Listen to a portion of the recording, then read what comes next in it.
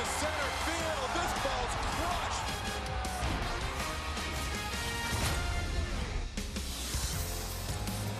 Following an off day yesterday, the road trip continues for the Houston Astros. Tonight playing game 1 of 3 in Cleveland, Ohio. Progressive Field, the site for Justin Verlander, returning back to the mound here in Cleveland against the Indians' Shane Bieber. The Astros currently are right near the New York Yankees for the best record in the American League, just percentage points behind New York, and also catching the LA Dodgers for the best record in all of baseball. Hi, everybody. Welcome to an evening of Astros baseball. Glad you could join us. I'm Todd Callis alongside Jeff Blum. And Blummer, for the Astros taking on the Indians, a little rematch of last year's postseason. Yeah, it's kind of been a theme since 2017 where you see the Indians in on the mix. But yeah, they had to come through here last year to move on to the ALCS last year. And they did in 3 games. For the Astros lately, they've been playing some very good teams. We take you back to the homestand against the Oakland A's. The Astros taking on an Oakland team that hadn't lost a series in over a month. And they were catching up to the Astros, only 8 games down at that point after being 12 down earlier in the season. Astros took care of business against the A's to increase their lead in the AL West. Then they go to St. Louis, and a team that had won 5 in a row and 8 of their last 9 games. And the Astros, after losing the opener to the St. Louis Cardinals, took 2 out of 3 against St. Louis, and they welcomed Carlos Correa back. All those things are positive now heading into a red-hot team against the Cleveland Indians. Yeah, it's kind of interesting when you say the Astros are coming in playing a team that is red hot. The Astros are the team that are the most hot for me because they are playing some very tough teams and they are putting them away, winning these series, putting up some big numbers. The run differential is very impressive because that means they're hitting and pitching against these teams. But it's just interesting. You talk about playing in the American League Central, a little bit different than playing in the American League West. So you kind of have to take that into account when the Astros come to town and play these teams that are quote-unquote hot. The Astros are that much hotter. Yeah, the Indians right now 34-14 since June the 1st. That's the best in baseball, and they've caught up to the Minnesota Twins just a couple of games back in the AL Central. Justin Verlander, speaking of being second, he's second in the AL with that 2.86 ERA. He'll be taking on the Indians tonight.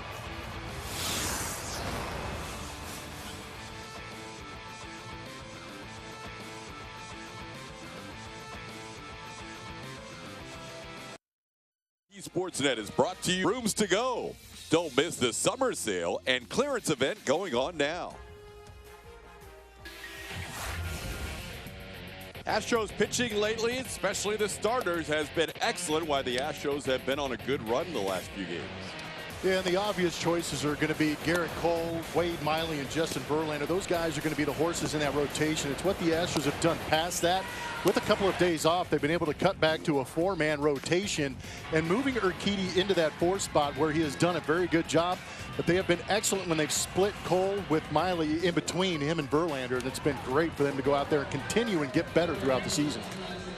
So Justin Verlander tries to keep that trend going today. When we come back, Julian Morales will tell us about some of the hottest hitters in the month of July.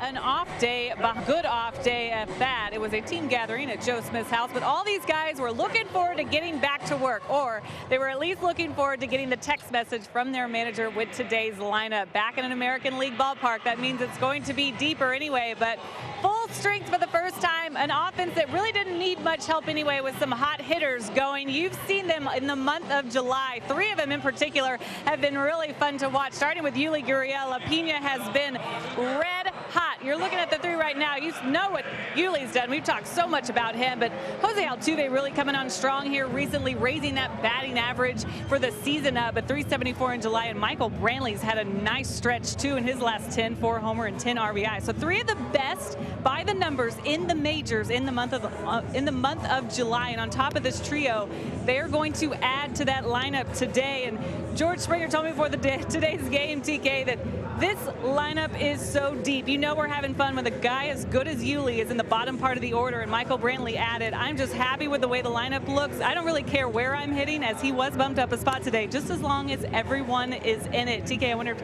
AJ had a good time writing this one out today. I'm sure he did. This is the lineup fans have been waiting for as we take a look at it with George Springer at the top and Jose Altuve batting second. There is Michael Brantley, as Julia mentioned, moving up to the 3 spot. That means Alex Bregman hits cleanup for just the 2nd time in his career. Yordan Alvarez, they split up the lefties, will bat 5th. Carlos Correa at shortstop hitting 6th. Yuli Gurriel could win Player of the Month, and he's hitting 7th in this lineup. Josh Reddick in right field batting 8th, and Robinson Chirinos has caught every one of Justin Verlander's starts. 2019 All-Star Shane Bieber on the mound for the Cleveland Indians. He has seen this lineup, but he has not seen it with Yordan Alvarez in it. He faced the Astros earlier in the season. Did not figure in that decision. Gave up a home run to Carlos Correa in giving up 3 runs. But on the season, those are all-star numbers with that whip at .99. George Springer led off the game on Sunday afternoon, the last game the Astros played in St. Louis, and had his 31st career home run on the second pitch of the game. Springer now in 6 seasons as a leadoff hitter with 31 leadoff home runs. That's more than Barry Bonds, who previously held the mark for the first 6 seasons as a leadoff hitter, with 28 in his career during that time. George with 4 hits in that series in St. Louis, all of them extra base hits, 2 doubles, a triple, and a home run. Now facing Shane Bieber, who delivers the first pitch outside for ball 1. Springer coming in second in the American League in OPS with a .983 mark. And a .602 slugging is good for 3rd best. As Diaz calls a strike there, he's the home plate umpire tonight. Beautiful night in Cleveland, 81 degrees. A little rain earlier this morning, but very comfortable the rest of the afternoon. Bieber gets a swing there. It's 1-2.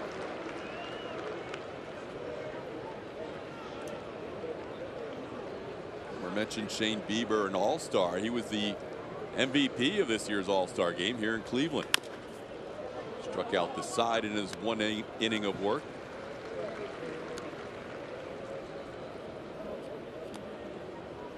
And he is a tough customer. The Astros facing him for the 2nd time.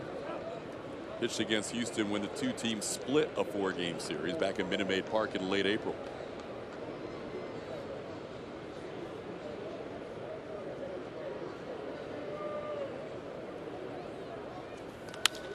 George into right center field. That ball will be caught on a sliding catch by the center fielder Oscar Mercado. Mercado covering some ground, picking up the first out for Bieber. Thought there was enough to twist away from the center fielder Mercado, but that ball hung up just long enough to allow Mercado to get that glove to it, make the catch.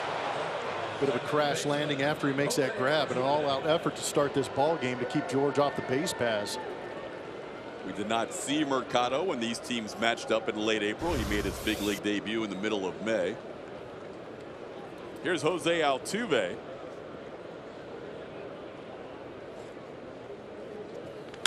Altuve had quite a day on Sunday, not only picking up his 1,500th career hit with a 3-run home run.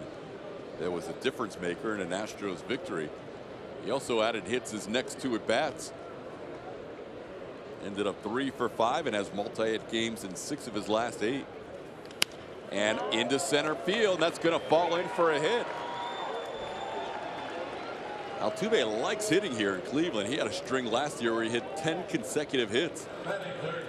Spent a lot of time at first base next to Carlos Santana. I can't imagine there's too many places where Jose Altuve does not like to hit.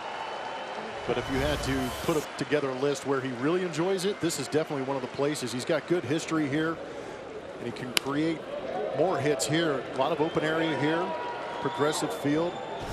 He obviously sees the ball well out of the pitcher's hand in this ballpark. Santana missing last year with the Indians. He was in Philadelphia, now returning to where he spent 2010 through 2017. Nice hand for Michael Brantley as he stepped into the plate.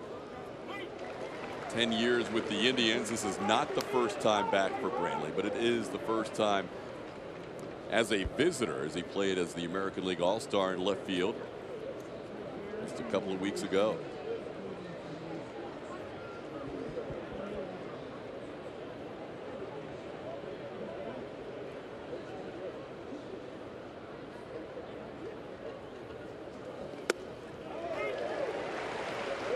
Brantley down to the count 0-2.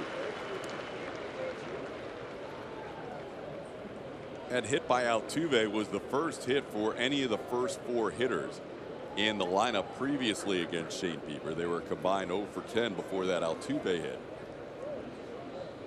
Not many have good numbers against Bieber. It's all in limited sample sizes.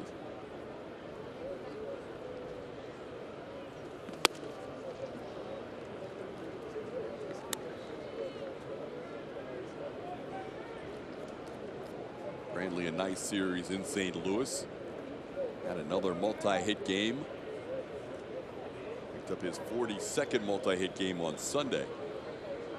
His average currently third best in the American League.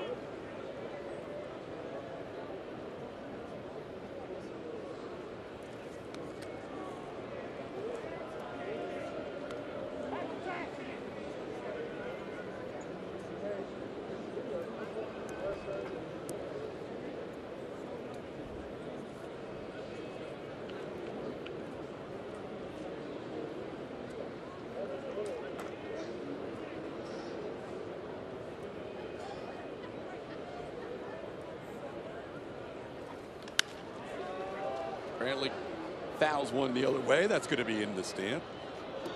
Defensively for the Cleveland Indians tonight, Greg Allen, Oscar Mercado. Already saw him make a catch in center field. Tyler Naquin with 9 outfield assists, tied for second in the league.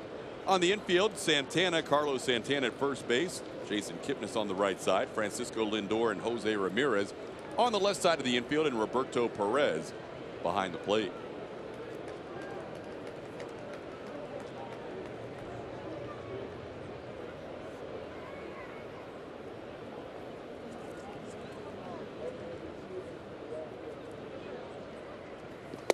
Brantley goes down swinging. Bieber picks up his first strikeout. And there's 2 away. Just a good fastball away from Shane Bieber. It's 93 to 95 with that fastball, but well located.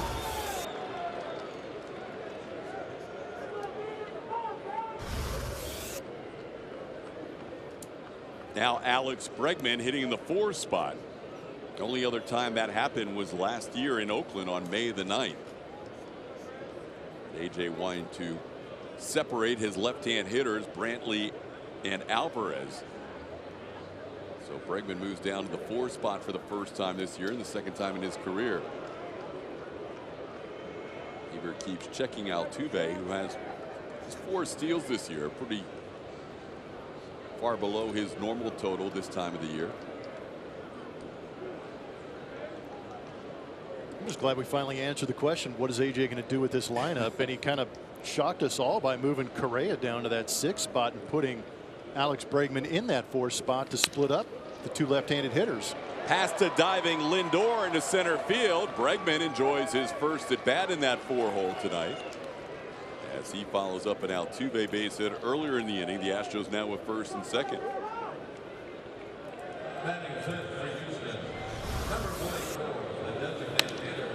Good to see Alex Bregman get going.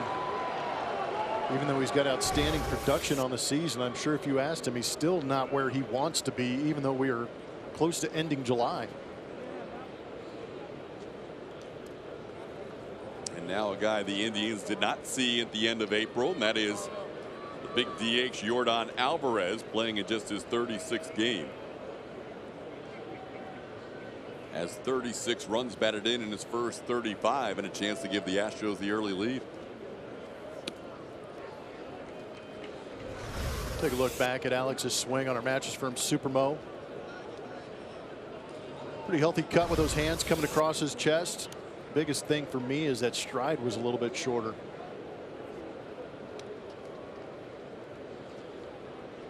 Hands stay back better for Alex Bregman when he's not striding out so far.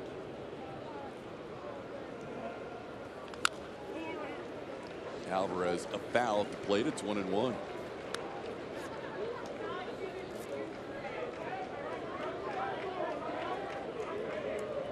Bieber fastball, slider, curve change. We'll get a lot of swings and misses on that curveball.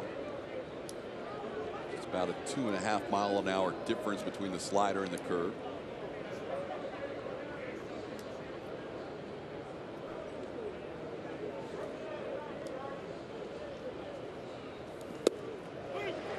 There's a strike. It's 1-2.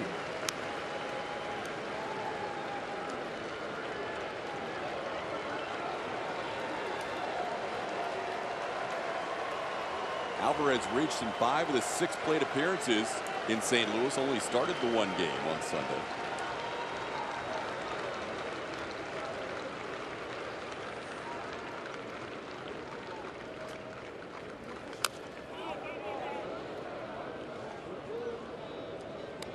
There was that curveball that he gets a lot of swings and misses, and Alvarez stays alive.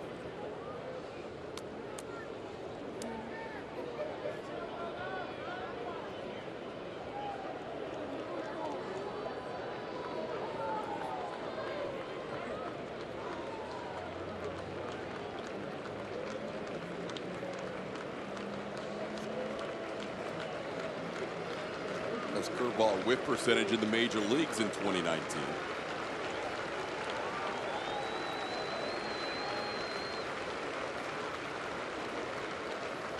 Called third strike outside corner. Astros with 2 hits in the inning. Strand 2. We head to the bottom half.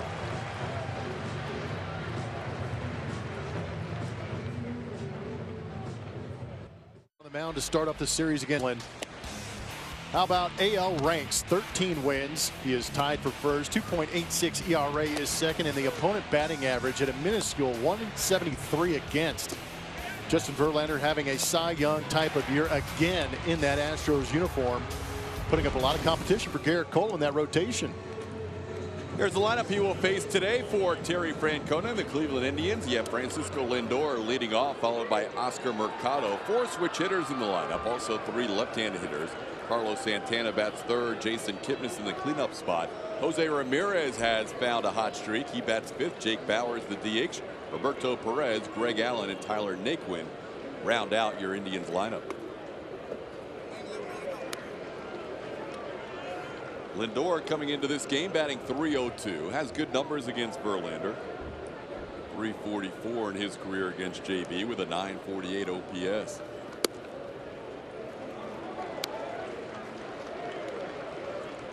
Indians as a whole have given Verlander some trouble through the years. Justin has not pitched against Cleveland in a regular season game for the Astros prior to tonight.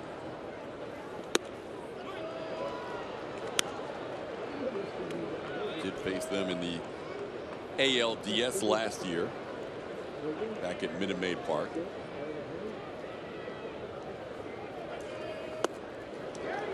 It's a swing and a miss on a breaking ball. It's 2-2. It's a good slider. That is the power one coming in there pretty quick. We don't have velocity anywhere on our TV screen, and we don't have it anywhere in the stadium. For those wondering. It's awkward. Yeah, TrackMan's taking the night off. So we'll just have to old school it, right? Or just make stuff up. We can do that. 2-2 the count. And a swing and a miss. Verlander picks up a strikeout here to start this one as he gets Lindor swinging. Astros starting defense is presented by Xfinity. Michael Brantley is in the familiar place in left field here in Cleveland, followed by flanked by George Springer and Josh Reddick in the outfield.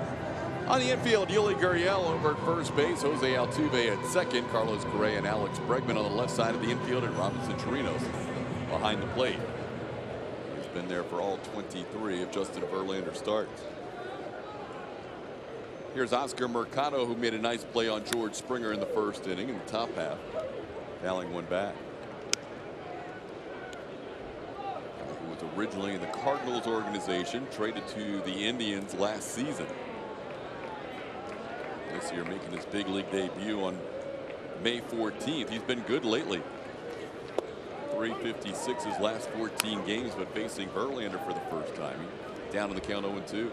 Yeah, he got a bit of a wake-up call on that last pitch. That was a true 12-6 breaking ball, and there was a little jelly-legging going on. It just witnessed that strike come through.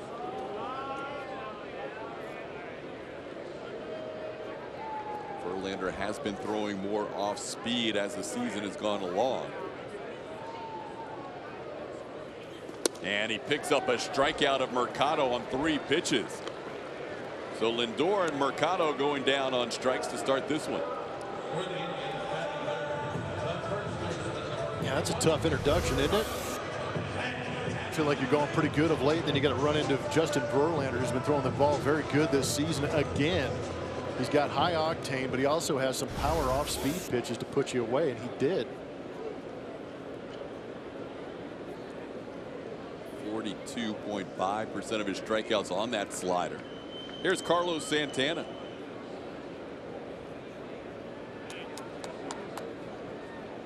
Santana 75 career at bats against Verlander. These guys have matched up a bunch over the years, and he pops one way up in the air. Alex Bregman all by himself.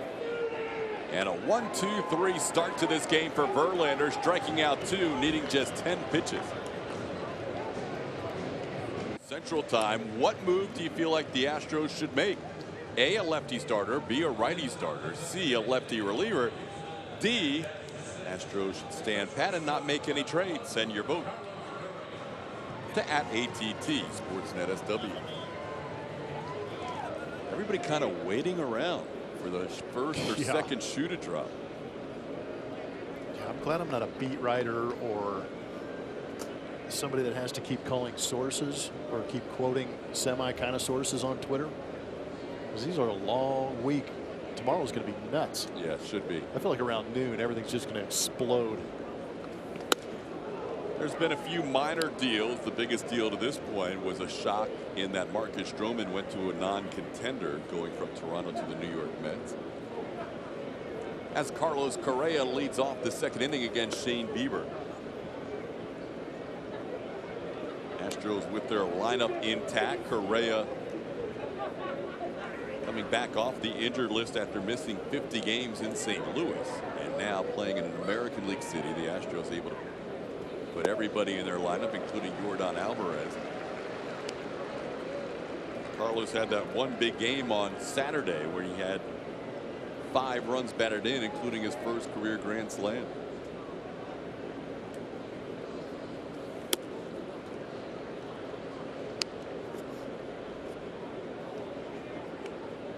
Astros up to 10 grand slams on the year now. The Indians have 1. Maybe they should share a couple.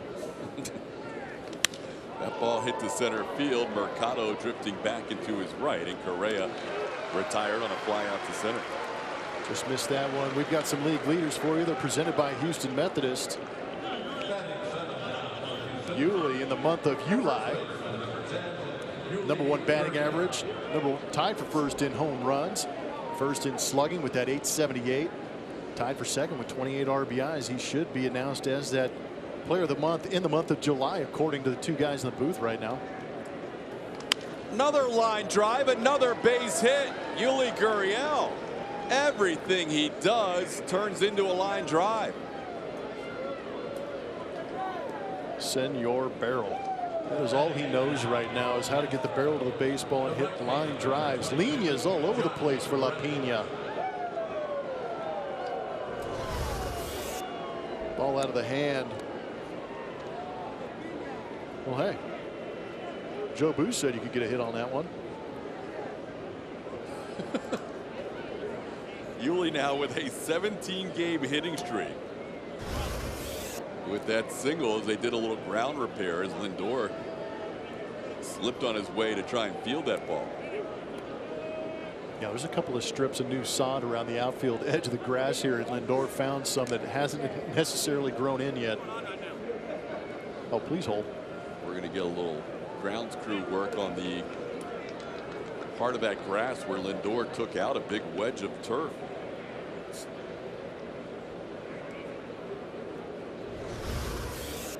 Some of that carpet getting pulled up. Yeah, just a little bit, huh? Francisco turning himself into a groundskeeper.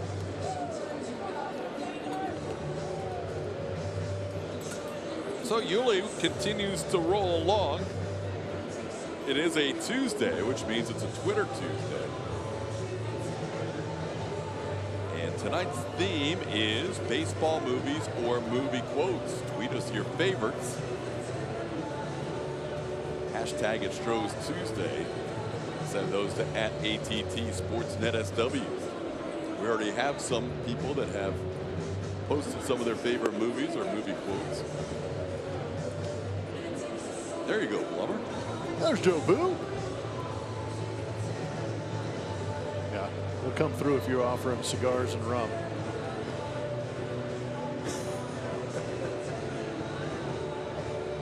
Bad News Bears in the Dome. Let them play. Well, Tanner running around on the infield. Pride of the Yankees. That's a good one. So Twitter Tuesday, share with us your favorite movies or movie quotes. Repair work is done. We're ready for baseball once again.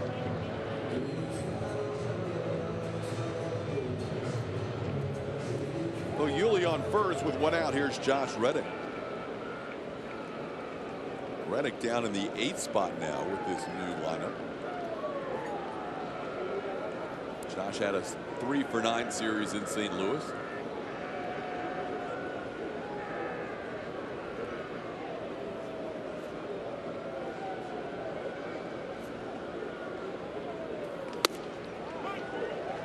Takes a called strike.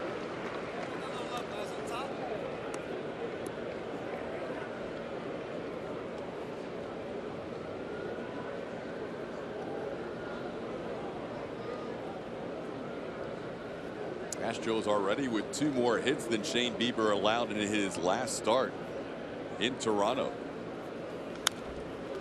Went the distance on a complete game 1 hitter, struck out 10, walked 1. Bieber became the first big leaguer with multiple shutouts on the season.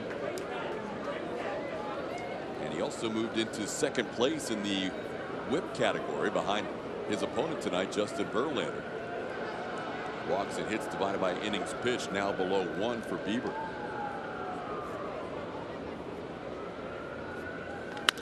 On the ground, Kipnis to his left only has the play to first. Yuli will get into scoring position with 2 away.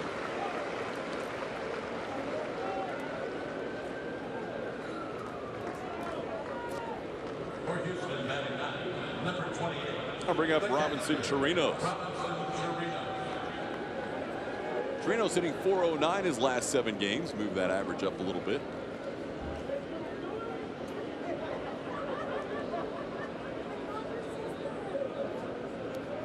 The Astros played the Indians back in late April at Minute Maid Park. The team split that 4-game series. Astros lost the first 2 games and came back to win the 3rd game in extra innings. And won the final game of that 4-game series. Chirinos takes a strike.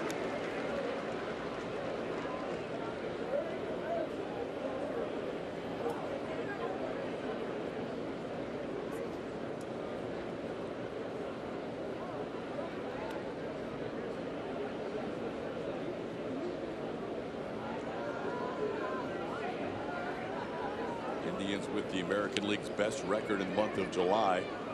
Currently 2 games behind Minnesota. The Astros start the day 8 games ahead of the Oakland A's in the AL West.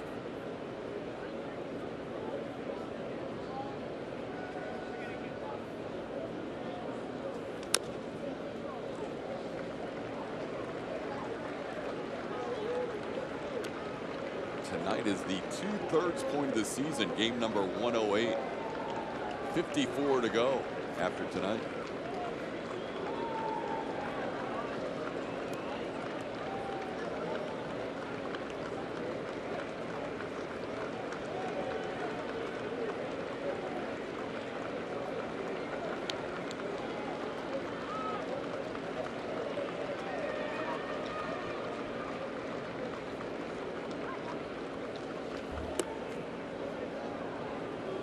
Not only is the pitch speed not working, the count on the board's not working either. Yeah, I had to dig into my backpack and get my abacus out. The count God forbid anybody hits a home run, then I'm really going to have to go to work. They caught the scoreboard off guard a little bit here. Ambushed them. There's all kinds of things going on. They've got plenty of time to figure it out in this Chirinos at bat. Good grief.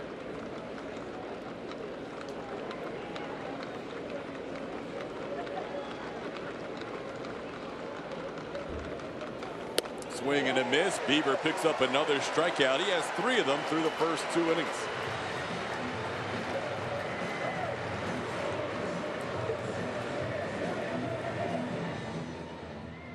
He left that in seeds.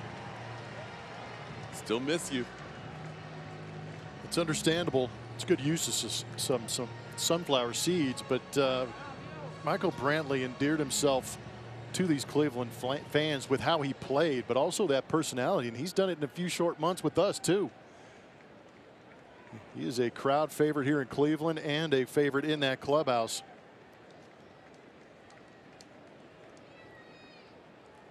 Michael always loves returning here to Cleveland, has done so a couple of times now in the last 2 weeks with the All-Star game and now tonight's contest. This ball a long run for Brantley and Bregman, but it's a row into the seats. All-Star game was 3 weeks ago today. Julia, what else do you have on Michael?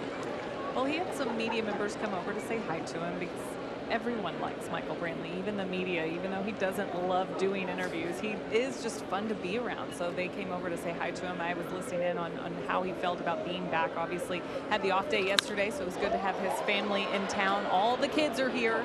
And so that was fun for them as they were born here, raised here, obviously, so it's a special place for his family. But the All-Star game for him, I know you guys were watching probably too.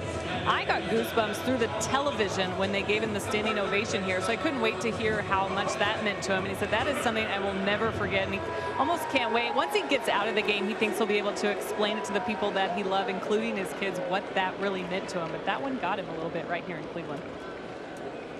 Yeah, so much appreciation for what he did here, battling through a number of injuries too. Wasn't always a guy who was able to play full seasons due to injuries, but 10 years, a long time to spend in one organization in one city. As Jose Ramirez is the #2 hitter in this inning. He's been rolling lately.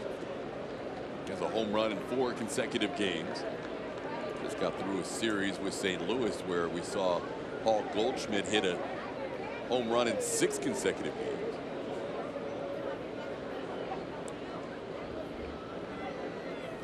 Overall, Ramirez's last 29 games, 348 with 9 home runs. Yeah, he's been hitting the ball hard.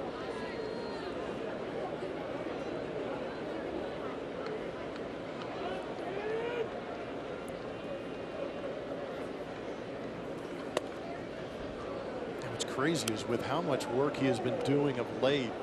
That OPS at 744, the batting average at 245, 14 home runs, 55 RBIs are pedestrian in comparison to what we've seen him do in years past. But it really points to how slow he got off to the start of the season. Swing and a miss. Verlander gets Jose Ramirez, and that is strikeout number 3 for JB. Good changeup. Saw a couple of them that AB. Justin mixing things up against Jose Ramirez, who's swinging a hot bat. Because that changeup isn't really one of those pitches that jumps off the scouting report, even with left-handed hitters, but he's going to it right there against Jose. Now he'll face Jake Bauers.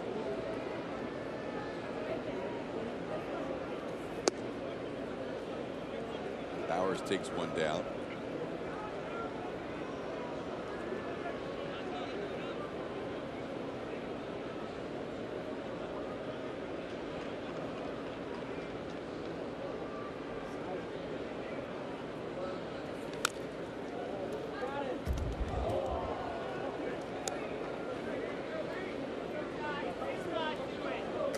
Verlander has set down the first 5 batters, 3 of them on strikeouts. This pitching matchup between Bieber and Verlander has started out as we expected. We thought this might be one of those where if you can scratch a run or 2 across early, big advantage. JV ahead of the count here, 1-2.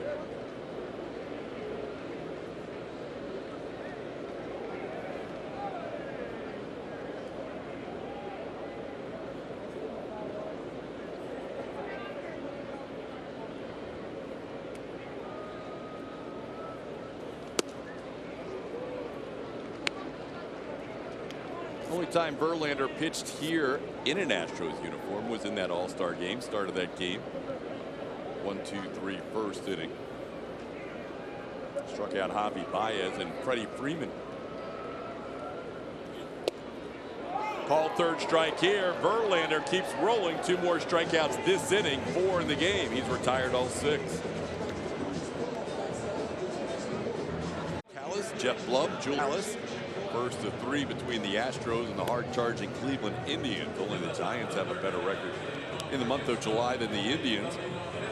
We get to the 3rd. Astros with 3 singles against Shane Bieber. They had 3 hits against Bieber the first time they faced him, but scored 3 runs. Walks were an issue that game in Houston. He walked 4. We know viewers are aware of how much we try and keep you updated on counts, pitch tracks, pitch speeds. A lot of that stuff not working tonight, so we'll try and verbally give you the counts more often until we get everything up and running. Trade deadline screwing everything up. So now we have the counts back, so it's 1-0 to Springer. Baby steps. It looked like we had pitch tracks back. Or no? Is that my imagination? Well, we have the square, but not much else. Yeah, just have to visualize where it's going into the zone. But they still don't have the counts here at the stadium. It's 1-1 to Springer.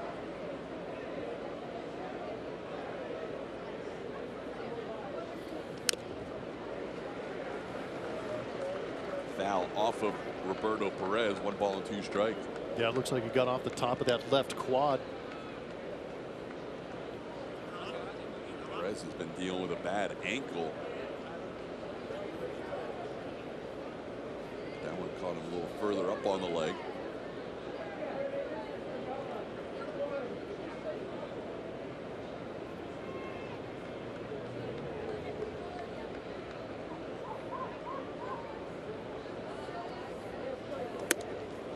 One-two pitch. Springer lays off. George flied out to center field on a nice play by Oscar Mercado, his first time up.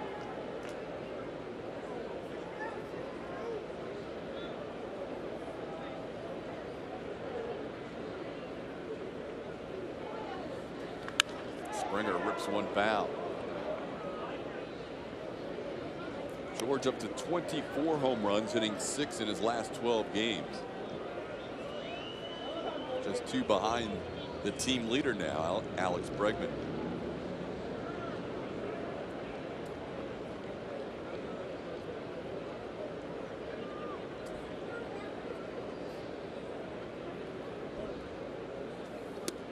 And Bieber able to strike out Springer. 4 strikeouts for Shane Bieber. 1 away in the 3rd.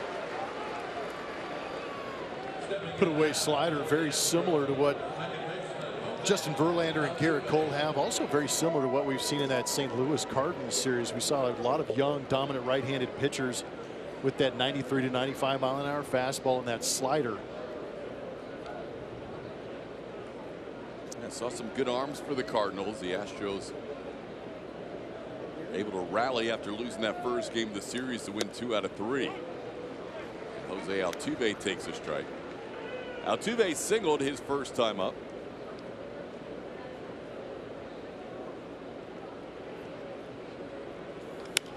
Altuve punches one into center, coming on Mercado, and he will trap that ball. Jose Altuve, a 2 for 2 game. A single into center field. Altuve now with 5 consecutive hits in a place where he had 10 straight hits last season. Yeah, I've heard this story before. That ball not smoked. It hung up a little bit longer than he had hoped, but still just enough to drop in front of Mercado out there in center field. Call that a heavy ball. Altuve creeping up close to 300. Remember, when he went on the injured list, he was hitting 243.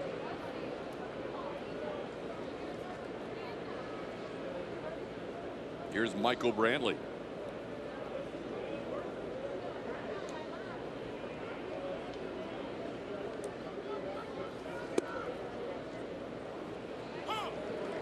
Wow. Outside corner opening up a little bit. Laz Diaz taking advantage of the lack of technology. I wrote that down as a ball on my scoreboard. I didn't even know it. It was a delayed call, too. All right. With the zone the way it is and these two pitchers going, it might come down to who makes the biggest mistake in this ball game. So Astros could use one right here and let Michael get a hold of it. Drives one to left field, sending Allen back. He will make the play in front of the track. And he lines out for the second out of the inning. Good adjustment, just not enough to get it up off that wall out there in left field. That's similar to the pitch Michael Brantley struck out on in his first at bat. Those are some of the little things you can see when guys like Michael Brantley, Jose Altuve, or everybody else in this Astros lineup for that matter that will make those adjustments from at bat to at bat.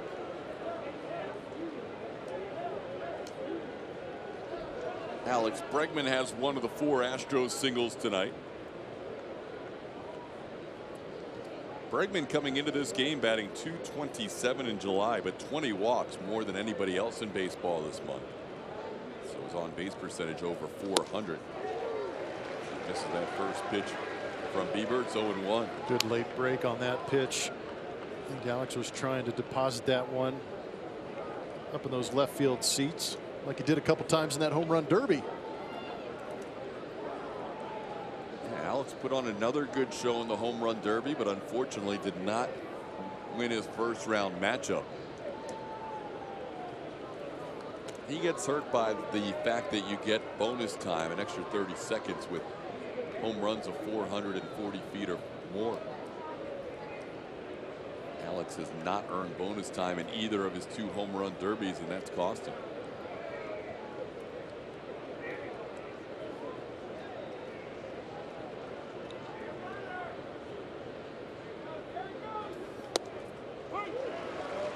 Strike. It's 0-2. Alex asked Laz Diaz if he was sure. That was a filthy slider. That was a good pitch. Bieber throwing a lot of strikes tonight.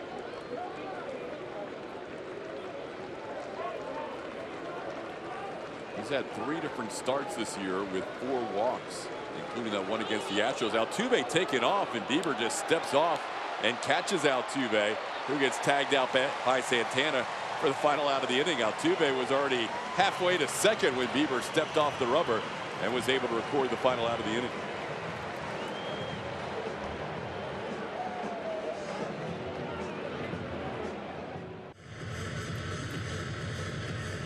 Good pitch to hit. Fastball up out of the plate. Made Justin dance a little bit, and Perez is on with that first base hit for the Indians.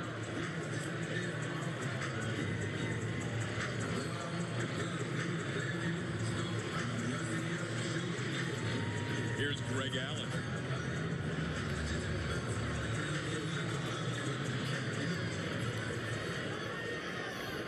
Allen, who spelled out that message to Michael Brantley in left field. That's for the first time tonight. Switch hitter batting .227 on the year.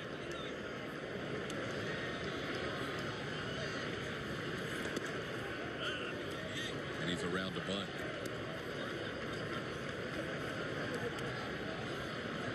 Third stint this year with the Indians for Greg Allen. He's gone back and forth.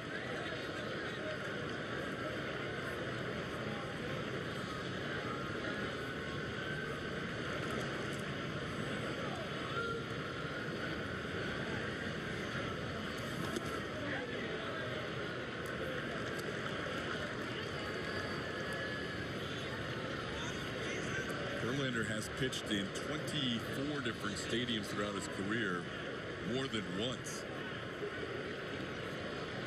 A few stadiums like Citi Field, Busch Stadium, the newer one.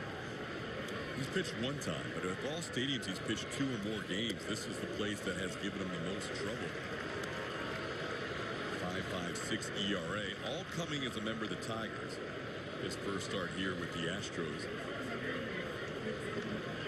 That 5.56 ERA, the highest of any of those 24 stadiums. You can see of the stadiums where he's been 10 or more times, it's not even close. Angel Stadium, the next on the list. So it's been a battle here for him as a Tiger against the Indians.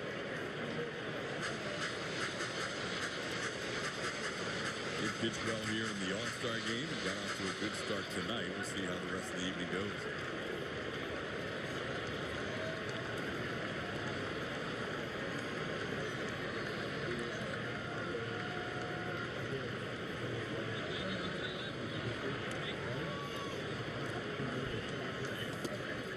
It's a career 20-game winner and 20-game loser against the Astros, 20 and 24.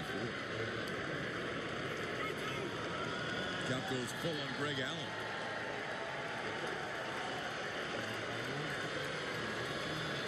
Justin broke in. These Cleveland Indian teams had some good hitting teams. Highly competitive teams. Travis Hafner's, Grady Sizemore's. This ball way up in the air to center field. Springer underneath it. And that's one way.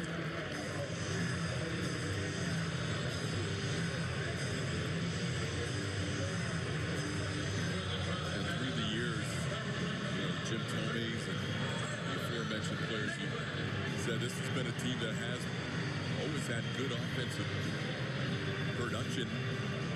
Verlander facing this team within the division numerous times. Now Tyler Naquin bats.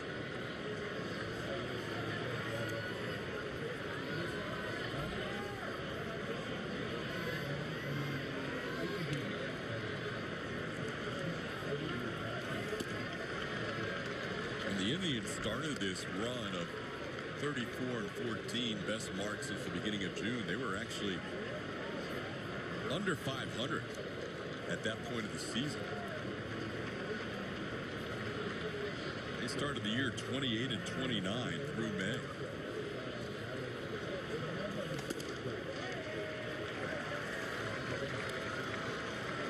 They have trailed the Twins by as many as 11 and a half games back in early June.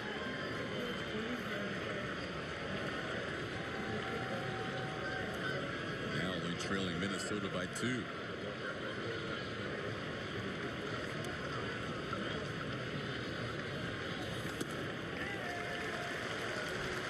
The shift is on, and it's brought to you by Geico. Everybody lining up to the pull side with Naquin up there against Justin Verlander. Verlander having a tough time getting that fastball in the zone. 3 fastballs up out of the zone. He'd like to get one back down there and get a ground ball to that right side and use those guys.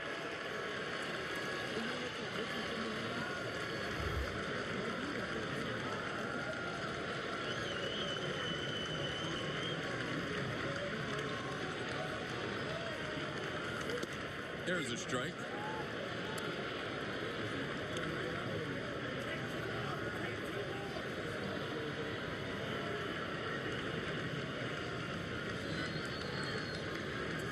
Naquin a 4-game hitting streak. He's been really good this month, hitting .436 in July.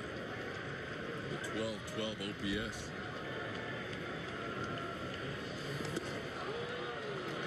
This is that fastball. It's 3-2.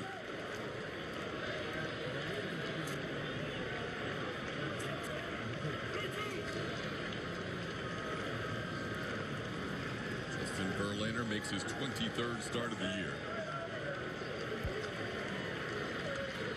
Faced 5 consecutive starts against teams within his division before tonight. And he comes back to strike out Naquin. He was 3-0 on Tyler Naquin and picks up his 5th strikeout. Gus Scouting Report is presented by your Greater Houston Honda dealers. He has a power fastball and he likes to use it. And he has ramped up the strikeout percentage against that fastball to 47%. Pre-July, then July on the right-hand side, it's been electric, and I think a lot of that has to do with that slider. Not necessarily the usage, but the idea of the slider makes that fastball that much better in 2-strike counts.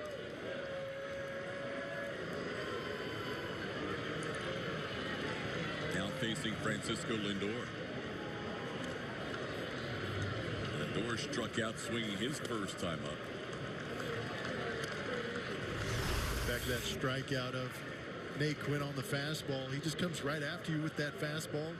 And again, that spin rate, you'll see a lot of the swings and misses on the fastball underneath it because guys can't anticipate that ball staying up the way it does. Slowly but surely, we're getting all our toys back. Baby steps. Scoreboard even has the count up now. Yes. 1-1 to count to Lindor.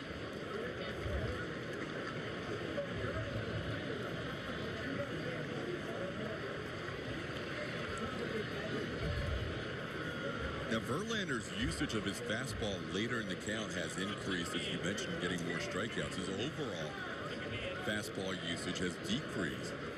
And I think a lot of that was due to all the home runs early. He was getting hit a lot of home runs on that heater. He's kind of trying to mix it up more. His slider percentage is the highest of his career. His curveball percentage is the highest since his MVP and Cy Young Award season of 2011. He said, I just need to find a way to miss more bats now. And as the season's progressed, he has gone more to a higher percentage of breaking balls, but has also picked up strikeouts on that fastball when he gets to 2 strikes. Now ahead of Lindor, 1-2.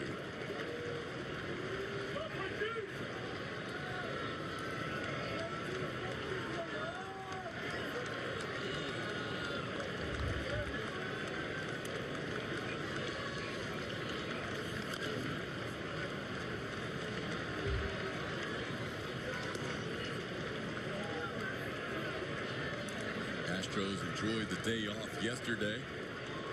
As Julie mentioned before the game, a lot of them got to hang out together. Party over Joe Smith, who spent a lot of time here as a member of the Cleveland Indians.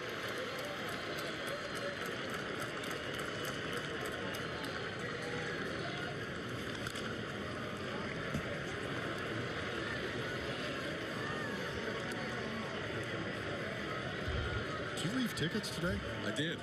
Congrats. Oh, not to those two. Oh, man. And they do everything Last Diaz does. That's pretty creative.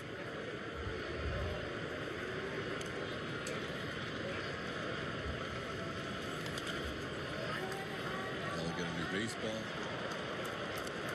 Hand it off to the catcher. Home plate umpires in the stands. This day and age of no straws, that makes drinking really tough. It's got the clicker. Time call. Oh, boy. Oh, boy. I better stop. 2-2 to count.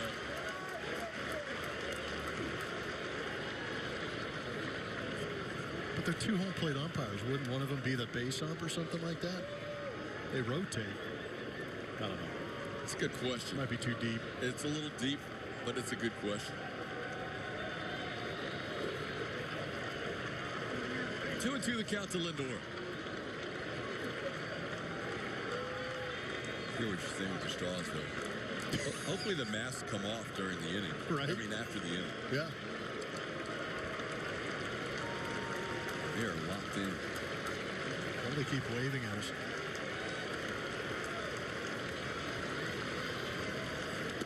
Now the count's full. So a little deeper pitch count this inning for Verlander than the previous 2. Well, I like the at-bat from Francisco Lindor because he struck out on a pretty nasty slider down and in the first at-bat. He's fouled off a couple of tough ones to earn the right to get to this 3-2 count. It was very similar to the one that he struck out on. He just got the head out in front, scattering some folks in front of that dugout for the Houston Astros and down that camera well. We hope Julia is on red alert. There is the pitch count, more this inning than the previous 2 innings combined. Perez was off of first base with a 3-2 pitch and 2 outs.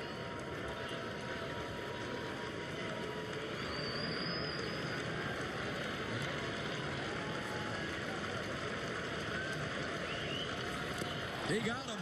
Pitch in the dirt. Chirinos will have to make the throw down to first, which he does. Verlander picks up his 6th strikeout. He has struck out 2 in every inning. Mariners for the inaugural Astros Hall of Fame weekend presented by Houston Methodist. All fans at the game will receive a Nolan Ryan Rainbow Shoulder replica jersey. For more information or to get your tickets for the game, visit astros.com/HOF. Astros fans here in Cleveland as well. On we go to the fourth inning, scoreless between the Astros and the Indians. Early for a rally cap, that young fan going to it. So far, 5 singles in the game, 4 by the Astros, 1 by the Indians. Alex Bregman owns one of the Houston 4 singles.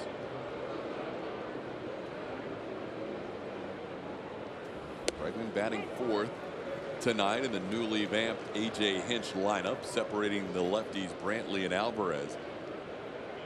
Last year for Shane Bieber, it was quite a difference between facing lefties and righties, but this year numbers almost the exact same in his splits.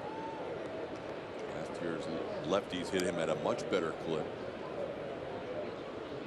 And coming into today, 208 against lefties, 209 against righties.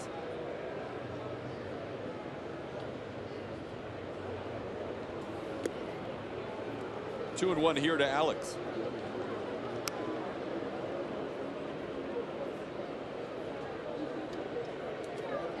Good time to hit right here. See if he challenges Alex.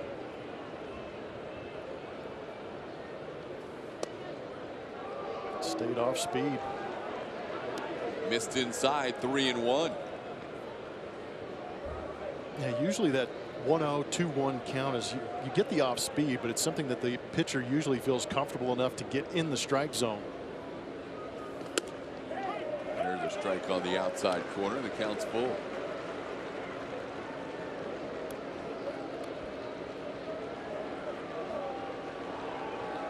Shane Bieber, 24 years old.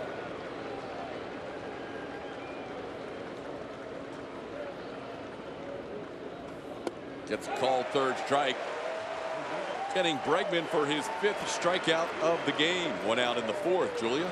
No player does more. Presented by HEB as Jordan Alvarez makes his way to the plate. He's got 35 games in his major league career so far, and he's done a really nice job since he's been up here. We look at the offensive metric that is weighted runs created plus for him. Now the league average is 100. Look at where Jordan is at 191. That is the best in the majors right now. And Mike Trout's in 2nd place. If you're wondering where guys are lining up, Mike Trout putting together a very, very good season over there in Anaheim. But what Jordan's done since he's been in the big leagues is pretty incredible. Yeah, it's any category you're ahead of Mike Trout this year.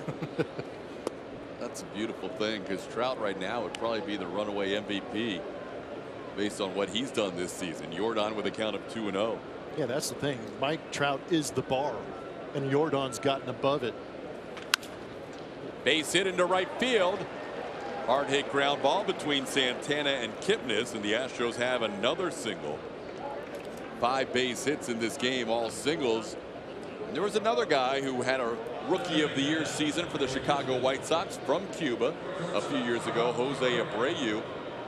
Jordan Alvarez compares almost exactly in the production numbers, and even better in the batting average and OPS. Yeah, fellow countrymen who know how to swing the bat. I think that's a great comp, because I believe Jose Abreu went on to win that Rookie of the Year, did 36 home runs that season. So that is a very nice comp. But a credit to Jordan for not just being a power guy, doing great with the batting average, getting on base too. 36 and 107 that year for Jose Abreu in his Rookie of the Year season. Here's Carlos Correa down to the count 0-1.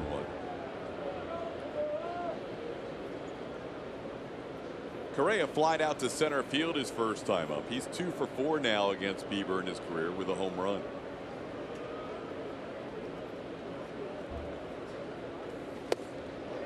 Down to the count here. Bieber's doing a good job at the spin. That slider's been tough for the Astros to get to.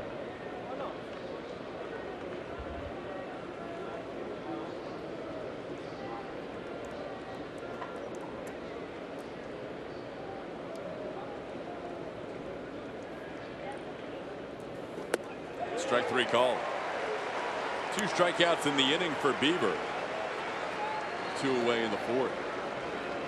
Both of them looking and on fastballs.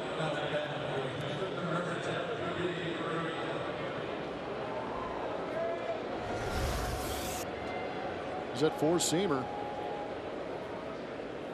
Didn't break. As good as he is with the whiff percentage on that curveball, the best in baseball, does have more strikeouts with the fastball than any other pitch, 43%. Here is Yuli. Another single, his first time up, 17-game hitting streak.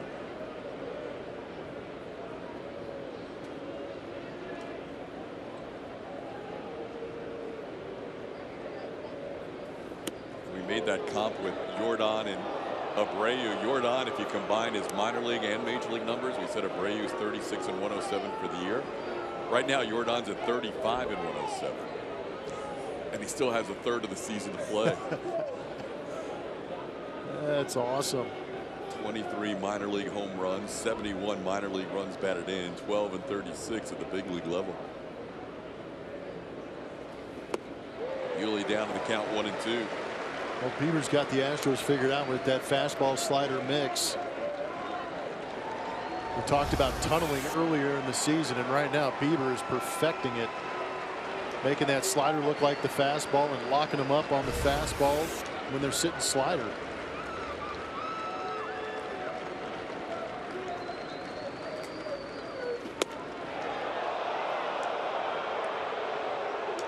Diaz says that pitch is outside a bit. It's 2-2.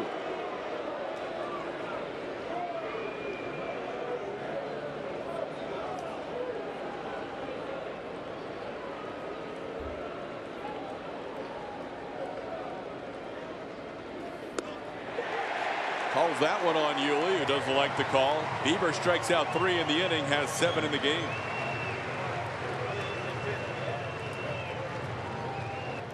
About Michael Brantley and his swing is and how much he can drive in runs. Psh, give me a break. This guy's flashing some leather too. 6 defensive runs saved this season, most on the Astros. Houston leads the American League with 25 defensive runs saved. Michael Brantley contributing with the glove. Two-way player. Most defensive run saves of any left fielder. I think he'll hand that note off to AJ next time he does the Cupid Shuffle. Takes him out of the game. Backhanded by Correa. Mercado retired on 1 pitch from Verlander in the 4th. Verlander needed 25 pitches to get through the 3rd inning. 3 consecutive full counts in that 3rd, but he gets Mercado on 1 pitch, and now he'll face Carlos Santana. We mentioned Jim Thome earlier. Thome had 7 career home runs against Verlander in his Hall of Fame career. And Carlos Santana has the most ever allowed by Verlander with 8, and now 76 at bats.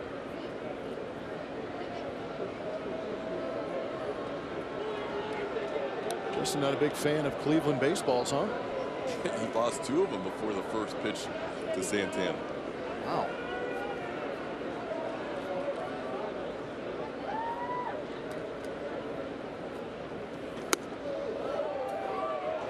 StatCast AI powered by AWS shows you that Carlos Santana heavy on that pull side. Bregman's going to try and hold down the fort on the left-hand side, but a majority of those going towards the second base or first base side of the field. And again, those are the last 100 events put in play by Carlos Santana, less than 200 feet.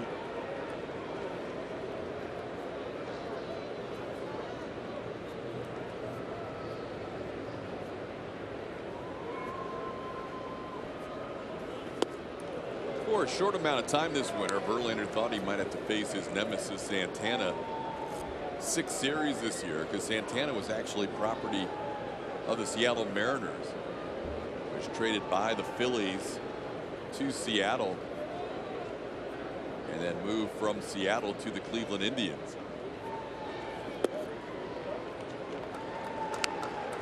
Just 10 days after that initial trade, Santana was reunited back with his Indians teammates. 2-2 the count.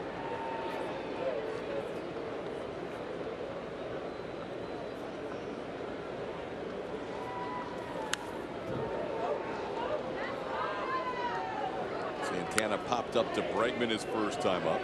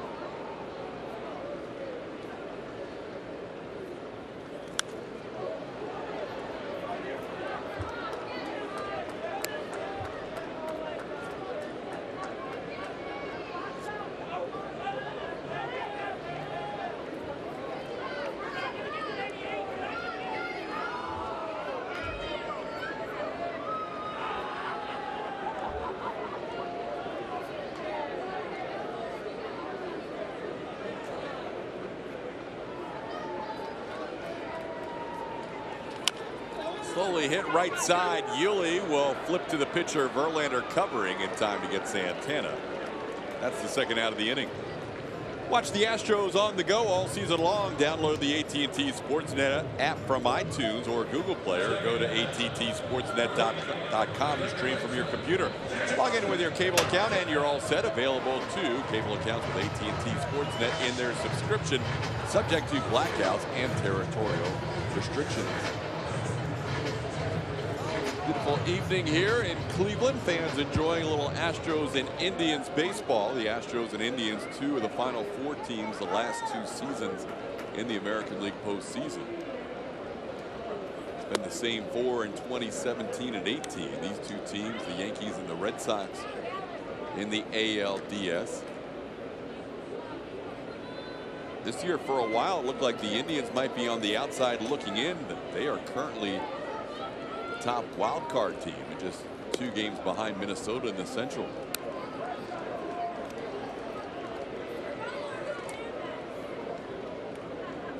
Indians are 12 games over within their division. They're 10-10 against the Astros division this year, the AL West.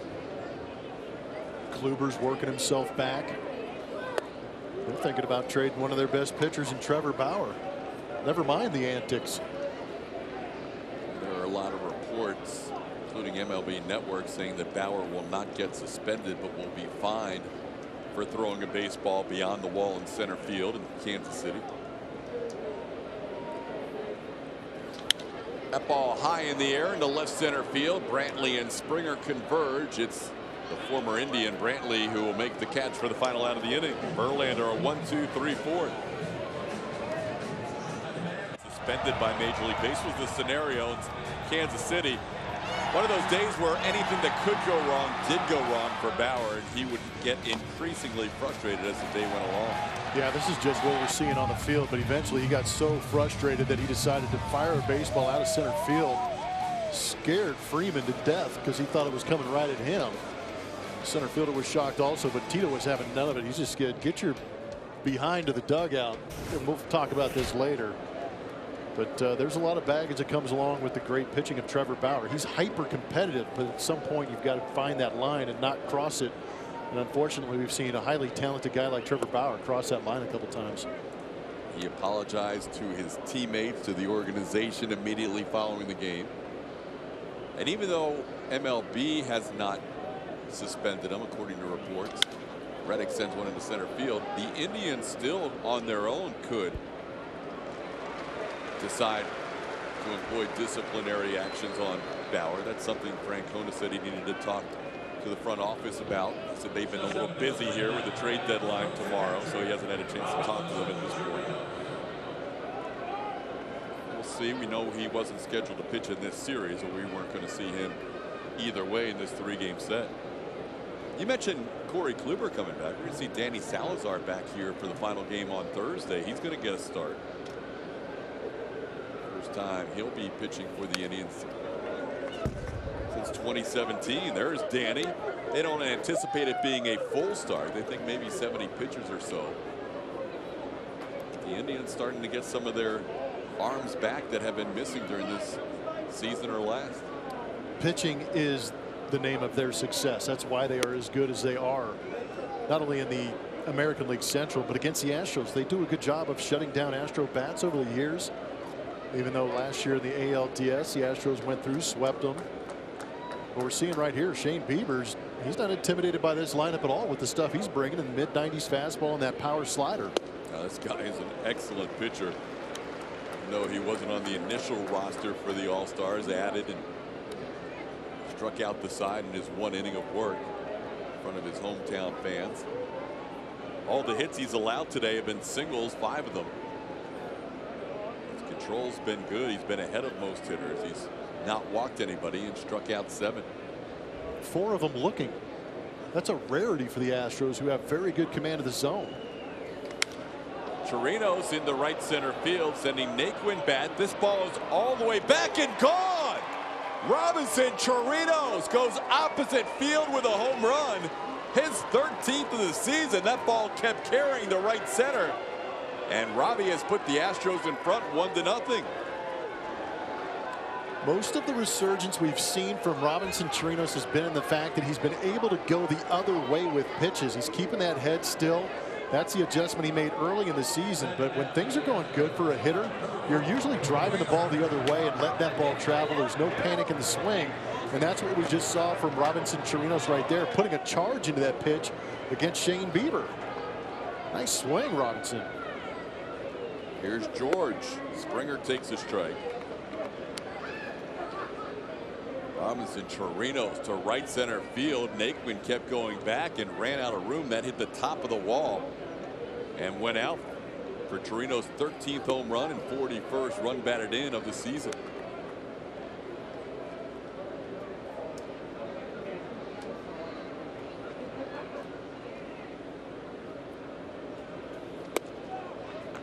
George takes a pitch. It's 2-1. You just hope that sparks the offense. 9-hole hitter getting a hold of that one, and El Chorro going deep to the right side. Now you got the top of the lineup.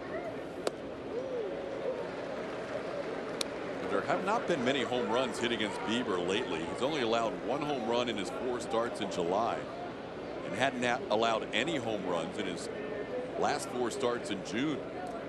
But it's 1 home run in his last 8 starts before that Chirinos opposite field shot. And now Springer pops one into shallow center field. Oscar Mercado is there for the 2nd out.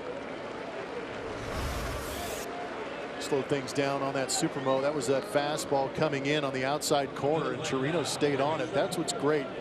You can see the momentum of his swing going towards right field as he follows through. Really got on those legs, let the ball travel, and finished it off by bringing that back hip through. 383 feet later, Robinson Chirinos puts the Astros on the board. It might be the right mentality against a guy like Bieber, who's throwing fastballs away and that power slider away, because if you start getting in pull mode against a guy like this, you're going to pull off some of those pitches on the outside corner like we just saw. Altuve's head going towards the Indians dugout. The barrel's going to go with it. Altuve moving that batting average up to 298 with a 2-for-2 tonight, but down in the count here 0-2. Altuve has hits in 5 consecutive at bats, beginning with his 1500th career hit. A 3-run home run in his 3rd at bat on Sunday.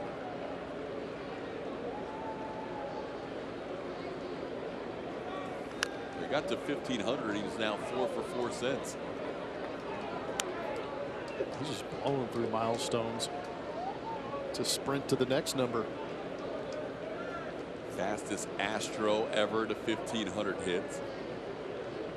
Fastest active player ever to 1500 hits. Altuve breaking the mark set by Albert Pujols amongst active players. And how about against the guys with the top 5 hit totals in the history of the game? Same number of games as Hank Aaron. Fewer number of games needed by 2 than Tris Speaker, and by 5 than Pete Rose. So He's tied with one. Two guys he took fewer games in, and the other two were on a better pace. You know what that tells me, TK? What's that? He's pretty good. It's good to see him back to being Altuve again. We weren't sure who that guy was on the injured list with a 243 average. It's amazing to think that he is a hit away from getting above 300. And he was hitting 243 what feels like maybe a month and a half, 2 months ago.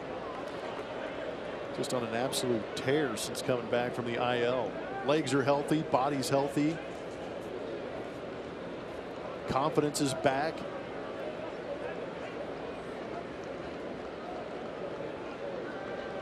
And again, no coincidence that when he's going good, the Astros are playing good too. 33rd game since coming off the IL. And he has raised that batting average up 55 points in 33 games. It's tough to do when you're at that 150 plus mark in your season as far as at bats are concerned. That means you've got to go out there and get a bulk amount of hits to get the average of run that high that quick. 50 for 141 in that stretch. And he keeps fouling off 2-strike pitches here from Bieber. He's got 51 hits in the last 33 games. Yeah, 50 for 141. Wow.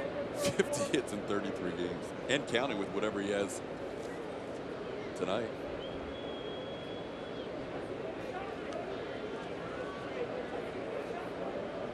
New bat needed for Altuve. Maybe a longer one. Really get that outside corner.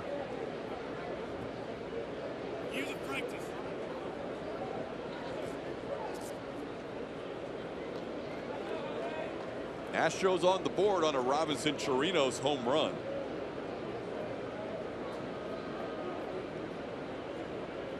Jose Altuve trying to extend the inning after getting down in the count 0-2. Fouling off some pitches to put that pitch count up to 80 for Bieber. And this one grounded past third base down the left field line. Altuve, 6 hits in a row. He's into second base with a double. And the Astros second baseman just rolling. He may have just gotten to 300 with that base hit. We'll wait for the total to be posted. 301 with that double to left. He is really impressive. Jose Ramirez upset with himself for not picking that ball up. That was a bad pitch that Jose Altuve took advantage of. Hanging off speed pitch, turned on it, swings himself into scoring position here with 2 outs. Michael Brantley looking to drive him in and add to this total.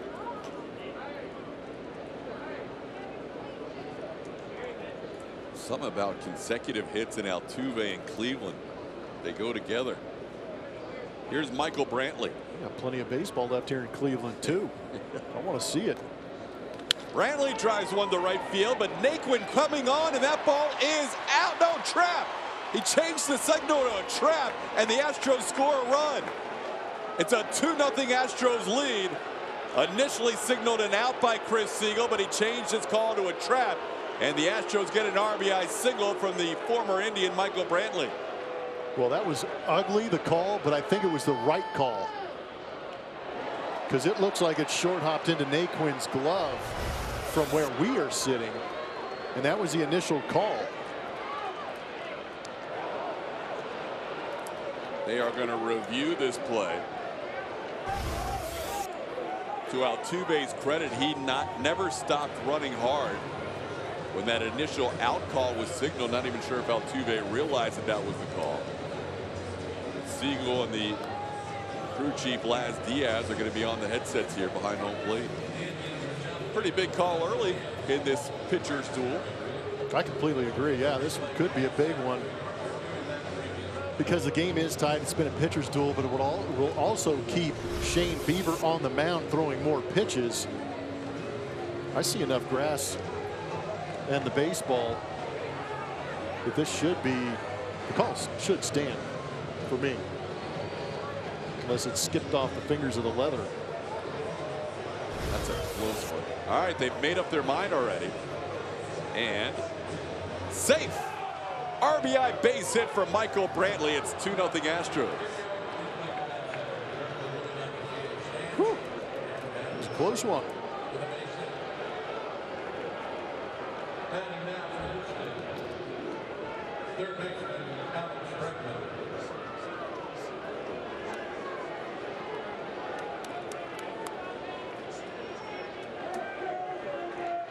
So the call stands. However it was going to be called then, apparently that's how it was going to end up. And thankfully Siegel in his own mind played it through, because he changed it from an out to a safe call. Yeah, I really feel like Chris Siegel had instant replay in his head immediately. Brantley had no idea what was going on. He doesn't know how to call it. I hope I had a hit. That is a great, that was classic. The reaction of both their faces was priceless.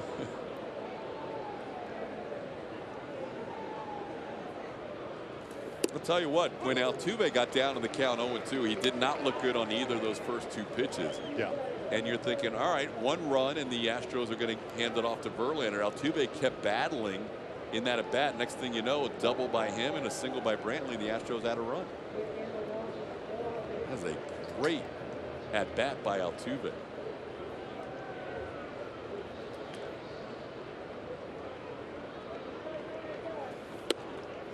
Now all of a sudden Bieber in the mid 80s with his pitch count at 85.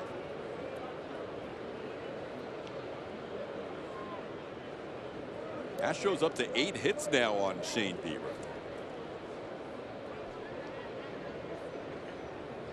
Bieber's season high in hits allowed is 8 against the Red Sox in late May and against the White Sox in early May. Astros matching that mark with 3 hits in this inning. Bregman has a count of 2-2. I'm not sure Alex knows what to do with that outside corner. He knows those pitches are off the plate, but you also know that Laz Diaz is giving it. It's tough to go against your instincts and try and reach out there. Maybe a good time for a slider to see if he can get the chase. Get Alex leaning. You know, that's an interesting point, because when you played it before they had homogenized strike zones, hitters had to adjust to an umpire strike zone. Oh, man. Now you'd never have to. Yep. Yeah, I'm with you on that. So according to they're calling it, should be tight. So Alex knows exactly where the strike zone should be. Yeah, the idea of the current hitters, or the hitter's idea of the current zone is much better than it was when we were playing. Baggy's talked about it, Biggio's talked about it. Shoot, even Shane Reynolds has talked about it when we've had him up here. And there he goes after that pitch that was on the possible outside corner, but the Astros take a 2-0 lead. And they got a big swing from Robinson Chirinos to get things going. He took that fastball out over the plate, went with it, and showed some of that oppo power. El Churro put him on the board with 1. Brantley drives in another one. 2-0 Astros. As the bases loaded, the Astros celebrate the 50th anniversary of Apollo 11, but it's Yordan Alvarez going where no one has gone before. Plus, AJ Hinch gets an up-close look at the Space Center. All that more this week on Astros Bases Loaded, only on AT&T SportsNet. TK. All right, Julia, bottom half of the 5th inning, halfway home. Justin Verlander leading 2-0. Got a run from his battery mate, Robinson Chirinos, and also an RBI single by Michael Brantley that was reviewed, and the call would stand. Verlander facing Jose Ramirez, Jake Bauers, and Roberto Perez. 5, 6, 7 hitters in that Cleveland lineup. Ball hit hard, but foul off the batter Ramirez. Jose struck out on a changeup his first time up.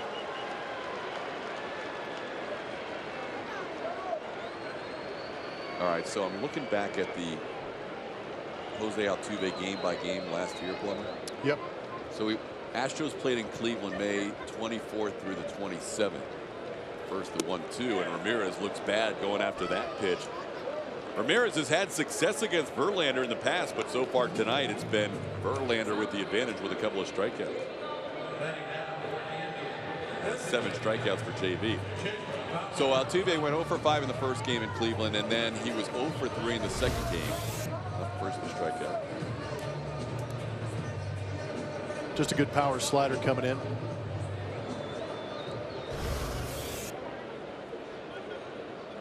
And after he was 0 for 8 to start the series, Altuve then had 10 consecutive hits. May 25th, 26th, and 27th of last year in Cleveland. You add that to tonight, he has 13 consecutive hits in this stadium. Not too bad. A couple more games in this series. I expect him never to get out. Oh, wait, you know what? Oh. He went 10 consecutive hits, but then he got out the last 2 times in that series. So he started a new streak tonight. So he's only 13 for his last 15. Well, I guess that changes my mind about him. 13 for his last 15 in Progressive Field and he's currently on a streak of 6 straight hits going back to St. Louis for 3.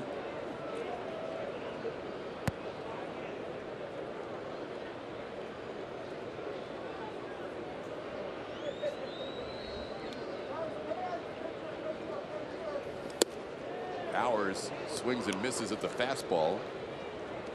Asked Laz Diaz if that would have been a strike. It's 2-2. Bowers struck out looking his first time up.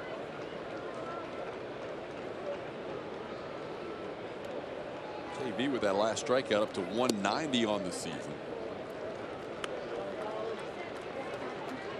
You know what, for me, just watching the action on that slider, he looks like he's a little more on top of it and pulling down on it, which is creating some funky swings from some good hitters who have had success off Justin Verlander in the past. There's another one right there. When you get on top of it and pull a little more straight down on that slider as you get on, so his fingers are offset. As if you're splitting the baseball in half, he's probably got his pointer finger on that halfway point of the baseball, and if he pulls straight down with that, he's able to create that tight spin, but it also creates that depth going down to it. And it's been exceptional. Tried to hold up, and he goes around, says the third base umpire Hunter Wendelstedt. Bowers can't believe it. That's strikeout number 8 for Verlander, and 2 outs in the 5th. We're seeing a lot of check swings and a lot of swings and misses by a lot over the top. Jose Ramirez, the previous batter, got called out. That one right there is borderline. But the Astros get the benefit of the call, and that's all that matters. Would have been the first walk allowed by Verlander had that call gone the other way. Instead, it's his 8th strikeout, and now he'll face the only guy who's reached base, Roberto Perez, with a single to center through the box his last time up. Right past Verlander on the mound. This one fouled back.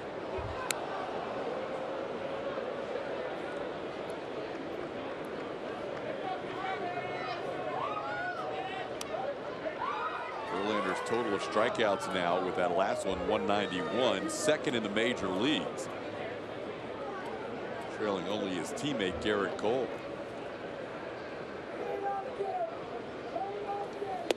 And he's ahead 0-2 on Perez. Going with the traditional breaking ball on that one.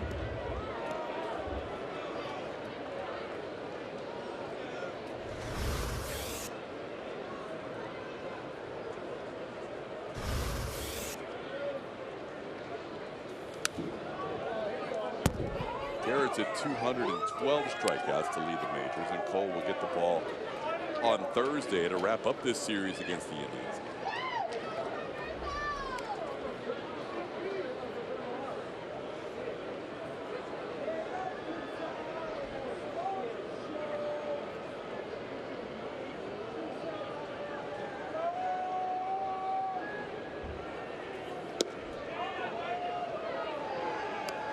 Astros won't need a 5th starter in their rotation until Saturday back home against the Seattle Mariners.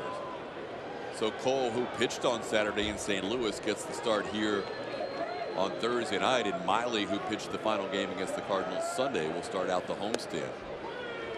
And then a pitcher to be acquired or to be named later will pitch the game on Saturday, with the trade deadline now approaching less than 20 hours to go.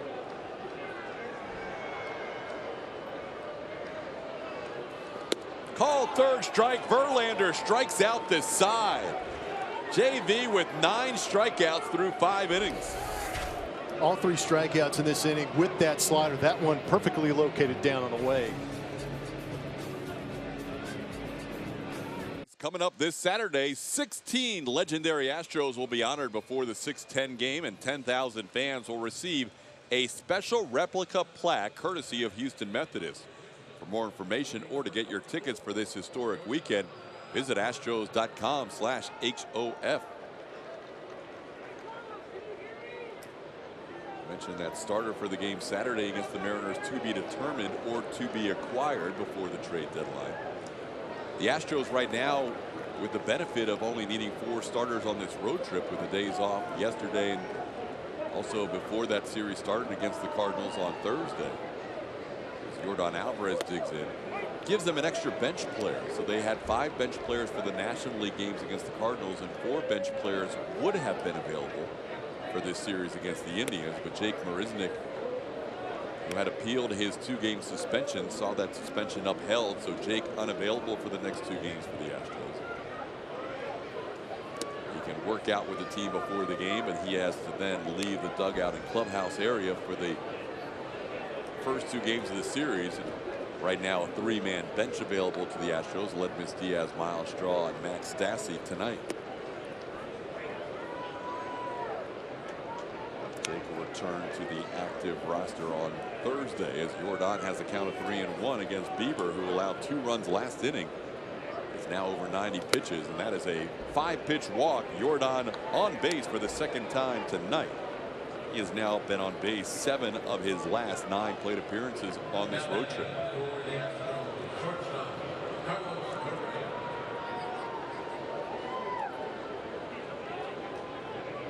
That's the first walk issued by Bieber as he now faces Carlos Correa.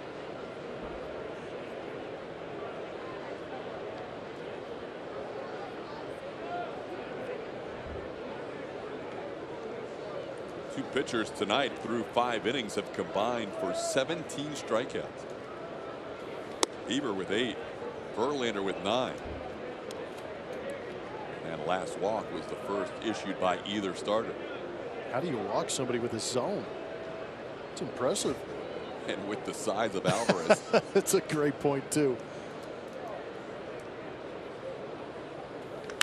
That ball hit to left. Allen moves to his right a few steps and puts it away. Carlos retired for the 3rd time tonight. 1 out in the 6th. Carlos has just missed a couple of pitches off the end of the bat. Hasn't looked terrible. The balance is on point. Just that slight last break of some of those pitches have stayed off of Carlos's barrel. Well, here's a guy who's been finding the barrel a lot. Potential player of the month in July, Yuli Gurriel, 1 for 2 tonight. 17-game hitting streak. And he and Jose Altuve have the same batting average now, 301. This one cued down the first baseline. That's going to be foul.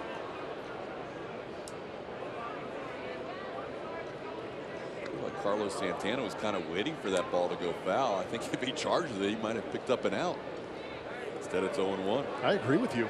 I thought when his reaction, because he's holding on to Yordan Alvarez, so obviously he's gained some ground coming closer inside the diamond. I thought he was sprinting down to get the ball, not to see if it went foul.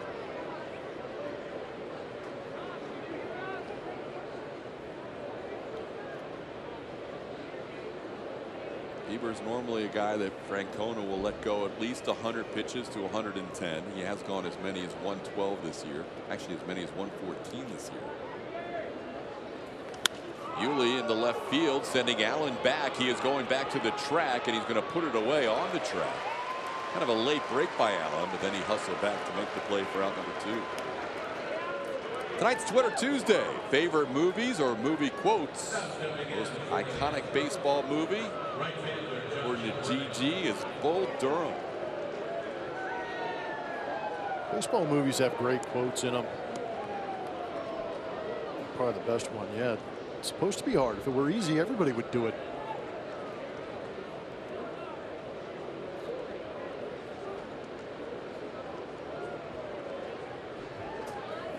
Here's Josh Reddick taking a pitch outside for a ball.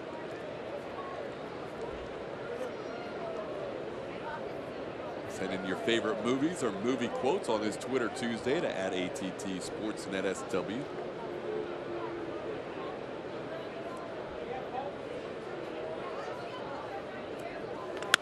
Reddick, a one-hopper to Jason Kipnis. Indian second baseman makes the play. A leadoff walk to Alvarez. One man left on base. We head to the bottom of the sixth. 2-0 Astros. By Justin Verlander. Power slider down and in. Gets a swing over the top. But watch the arm action. And the way the ball comes out of his hand. He's pulling straight down on that. Getting on the outside of the baseball, which is creating that tight spin and keeping it on the outside corner. Not really sweeping across the plate or off the plate. Creating good depth and staying on there. A lot of times you'll see guys like Brad Peacock or Colin McHugh kind of sweep that slider, get under it, and pull it across. Not Justin Verlander. He powers through that, getting on top of it. And to my count, I think 6 of his 9 strikeouts have been with the slider. Nice work, Plummer. This is our first game we're doing without any help from Baseball Savant or a lot of the technical work that happens behind the scenes. So you're just keeping track pitch by pitch. Nice. Well, Verlander on the season had a lot of strikeouts with the fastball, but the slider was the pitch that had picked up his most strikeouts on the season, even though July had seen more strikeouts from the fastball. Tonight, 2/3 of his strikeouts, 6 of the 9, have been with the slider. Now he's ahead of Greg Allen, 0-2. Allen flied out to center his first time up.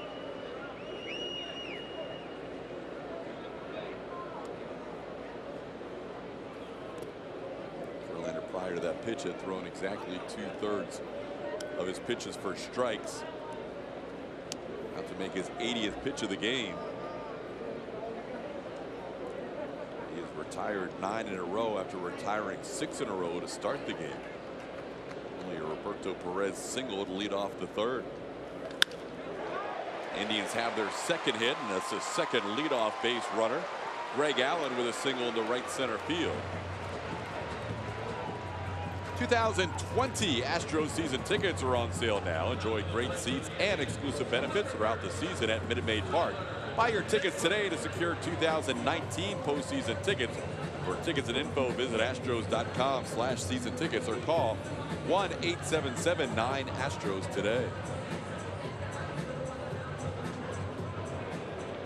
Now Verlander facing the number 9 hitter Tyler Naquin. Fell behind Naquin last at bat, 3-0, but came back to strike him out.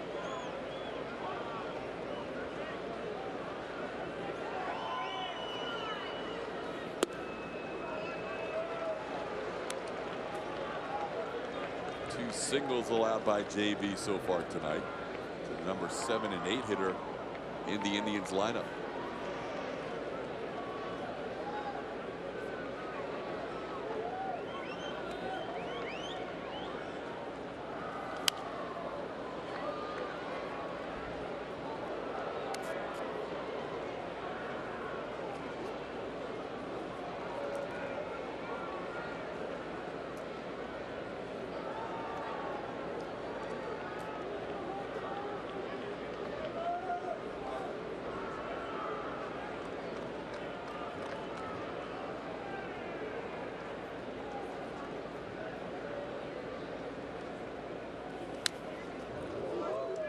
Now the count 1-2.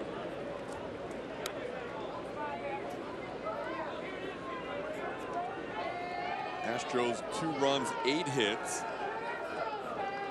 Indians no runs on 2 hits tonight. No bullpen action going for Cleveland, so Shane Bieber will have the 7th inning as well, as he is around 100 on the pitch count for the night.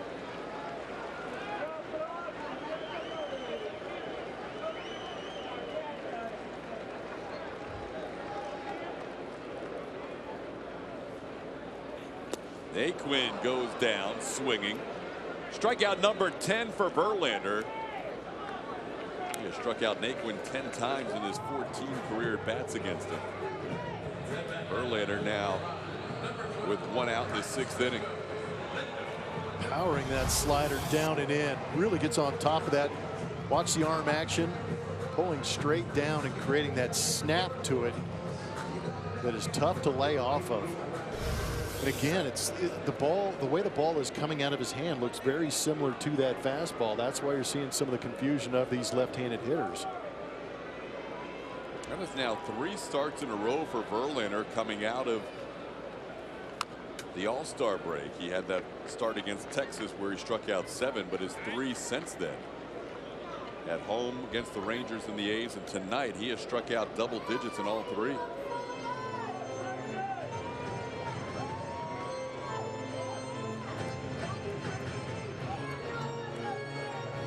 This lineup is pretty set for Terry Francona, but it's interesting because with the switch hitters and left-handed hitters in the lineup, there are 7 of them. And the way Justin Verlander has pitched to left-handers on the season at a 166 average coming in, kind of set up nicely for Justin to come out here and have a good evening.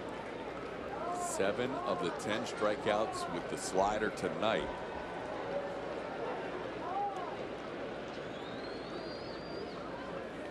Ground ball towards first. Yuli backhands nicely. They get 1, and Correa, a strong throw, and Verlander couldn't hold the bag.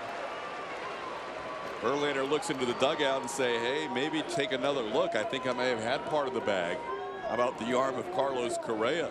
How about the play unfolding the way it did? It was going to take a great play to double up Francisco Lindor, who can run pretty good, but Yuli did a good job going to his right. Oh, the foot just popped off. They're going to review it. Back of the glove, foot on the bag. Not sure you're going to be able to sell that one. Has Verlander ever had to catch a harder throw? I know he's thrown the ball harder. I agree with you, because I was trying to watch, you know, did he touch second base? Yes, he did. And then did you see what was in the behind Carlos Correa when he threw it? That throw from second base coming to first base comes out of that left field scoreboard. So it's pretty tough, number one, to see the ball coming out of the hand. But I'm with you. The velocity at which Carlos Correa fired that ball was probably off the charts. If we had any of the information that we normally do, we might be able to judge that. But that's in the back of the glove. Can you say that Justin's foot is on that bag? We need a mosaic. Oh, no. I'm not sure we're going to be able to pull that off tonight. Maybe not, with some of the technical issues that have been going on. Carlos and Justin had a good laugh just a few moments ago, too. Probably talking about the fact that Verlander had to catch a seed from Carlos. Just an aspirin tablet coming across the diamond. But you're right, to even make that close on Lindor, you didn't think off the bat that was going to be a potential double play. But a lot of the credit, you got to start that thing, and Yuli did a good job moving to his right on the backhand and kind of using that momentum to go towards second and give a good feed.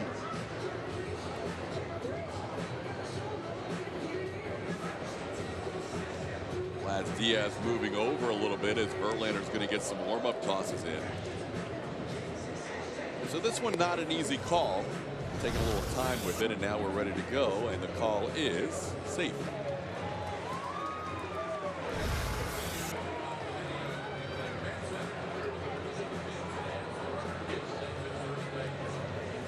So Lindor reaches on the fielder's choice, 2 outs in the inning. Verlander will face Oscar Mercado. Mercado has struck out and grounded out.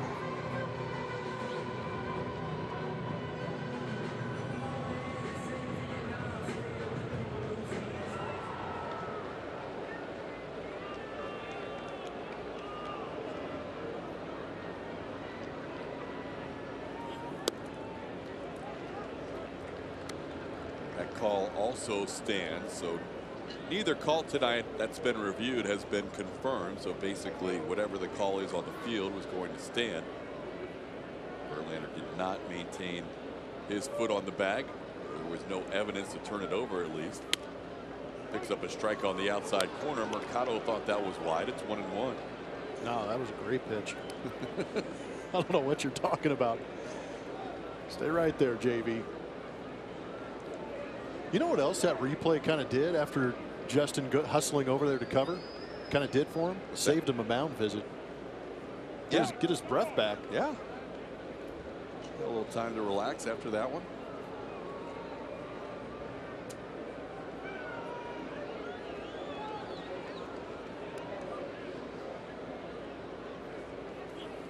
Swing and a miss. It's 1-2.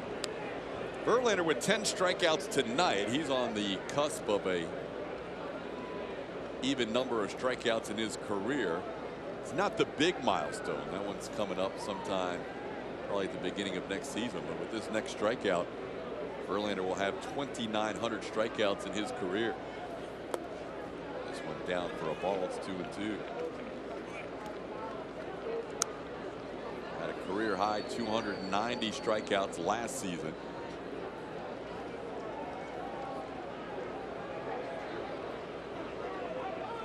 And he is at 193 so far this season, continuing to pitch in this game, which is the 2/3 point of the year.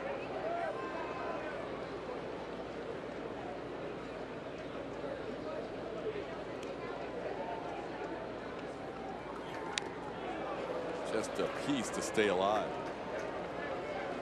You know, Verlander could very well end up with another season where he has about 290 strikeouts and not win the strikeout title this year. Yep. Because there's a guy in that dugout who's on pace for more than 300.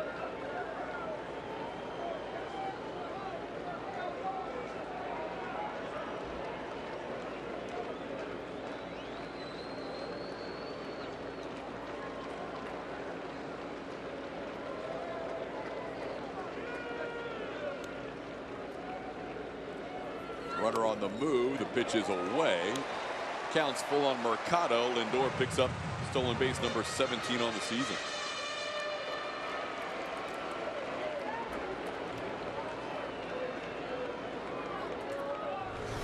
Good time to run. Justin is focused on the hitter. Maybe taking his time and trying to execute that pitch, allowing Lindor to get into second base. Not much that Chirinos could have done on that throw.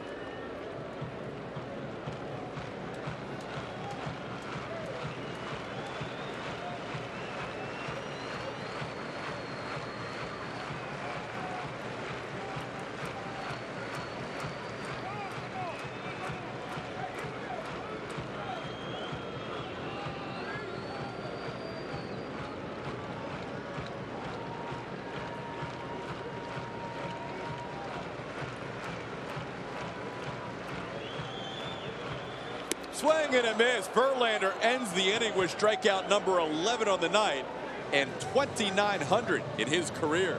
2-0 Astros. We're going to talk about Altuve, who's done nothing but hit. Going back to Sunday, too, he had 3 hits that day. That was a win over St. Louis, including his career 1,500th hit. It was a 3-run homer, but a nice day for him as he has just continued to hit. Then he puts together a nice day. They get the win. Comes over to Cleveland, where we've seen him hit before, and so far today he has 3 hits with a chance to have a few more. I actually talked to George Springer and Michael Brantley about him before the game, and Springer said that him getting 1,500 is really great, but it's just the fans don't get to see how hard he works, and that is the thing that the players take from him, is just how hard he works all the time. He's been playing with him since 2014, and then Brantley, who's just now playing with him, said it is so hard to hit. He makes it look easy. TK. Been impressive to watch as Chirinos has himself a base hit. Robinson Chirinos follows up a solo home run with a single in between third and short to lead off the 7th inning for the Astros. It's now a season high 9 hits allowed by Shane Bieber. 2 of them to Chirinos now. Altuve has 3 of them to Julius Point. But it's kind of cool to hear it. You know, you expect George Springer to say nice things about Altuve. Carlos Correa is going to say great things about Altuve. But you got the new guy, Michael Brantley, who moves on over, who is a pretty good hitter also, recognizing that Altuve doesn't just roll out of bed and go out and get those hits like he probably could. He's working just as hard. Springer takes a strike on pitch number 100 from Shane Bieber. Bullpen action going for the Indians. Double barrel action going. Looks like a couple of ex-Astros out there. Is that right? Tyler Clippard, Oliver Perez. A couple of guys that have been around for a little bit. Yeah, long in the tooth. Clippard is 3rd amongst active pitchers in games pitched. Guy in the bullpen just above him is 2nd, Joe Smith, and Fernando Rodney has the most appearances of any active pitcher. 2-1 the count to George, looking for his first hit tonight. George had a ball caught by the center fielder Mercado on a nice play his first time up. He's flied out to center twice and also struck out. Bieber has struck out 8. He has walked 1, and the 9 hits allowed are the most this season. This one tapped towards the middle. Lindor steps on the bag and gets the double play on Springer. That wipes out the runner. Chirinos 2 away in the inning.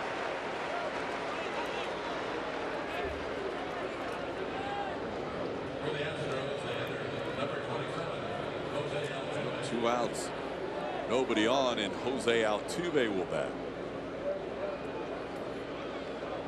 Altuve has 6 consecutive hits to move that average over 300 for the first time since early April. He's at 301.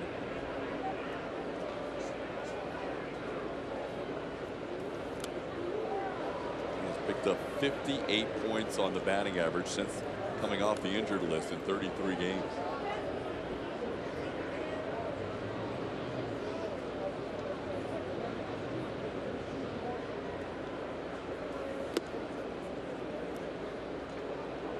Takes that one down. It's 1-1.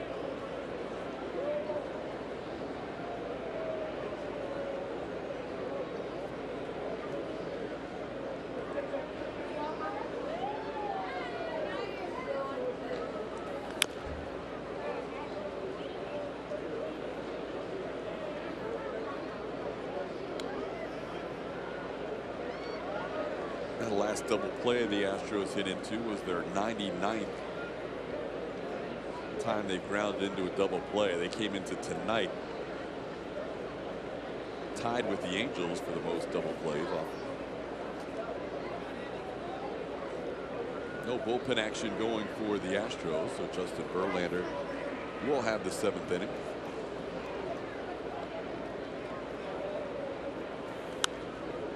Altuve did this last at bat. He got down early in the count. He just kept battling Bieber before he picked up that double down the line.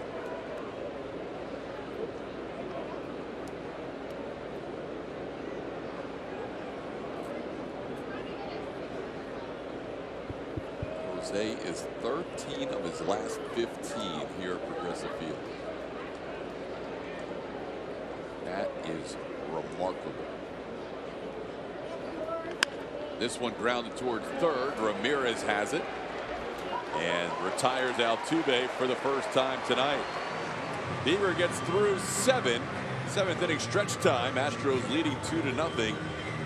Best homecoming.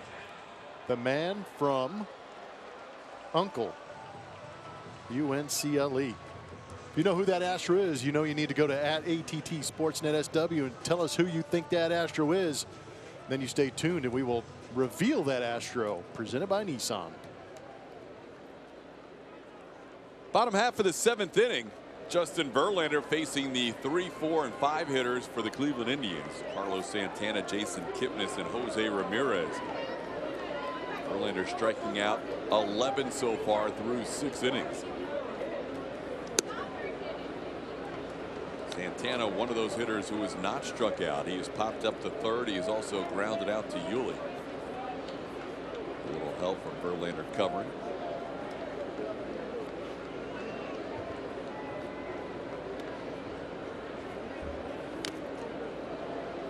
Verlander in the mid-90s with his pitch count. Yeah, it kind of gives you an idea of how AJ feels about the evening Justin Verlander is having, sending him back out there in the mid-90s range with the pitch count, facing the middle part of the order for the Cleveland Indians. I just see a couple of guys waving their arms around out in the Astros bullpen. And not one person has warmed up to this point. Saw the Indian starter Bieber go 7 innings. It looks like he'll be out as bullpen action continues for Cleveland. It's 1-2 to Santana. Verlander has struck out 2 in 5 of the 6 innings or more. He struck out 3 in the 5th. Didn't strike out anybody in the 4th, but he has 4 innings of 2 strikeouts and 1 inning of 3 strikeouts.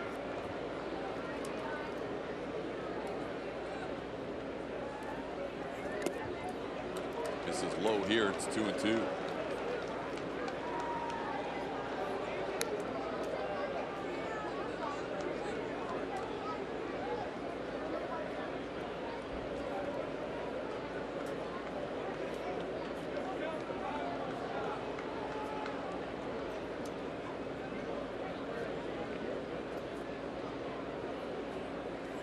Swing and a miss. He gets Santana with a fastball. 12 strikeouts for Verlander, 1 away in the 7th inning. None of the radar guns are working in the entire stadium and on our television sets, but I guarantee you this is upper 90s with that fastball and able to beat Carlos Santana at the top of the zone with a fastball. We talked about the experience that Santana has against Verlander. So in order for him to blow that fastball by him, there's got to be some velocity behind it. The ball jumped out of his hand. That's the 3rd time this year Verlander has struck out a dozen or more. The 4th time. His season high and his career high came against the Brewers when he struck out 15. He also got 12 strikeouts against the White Sox, 12 strikeouts against the Rangers. All those games that we just mentioned were home games for Justin. So this is the most strikeouts he's picked up in any road start this year.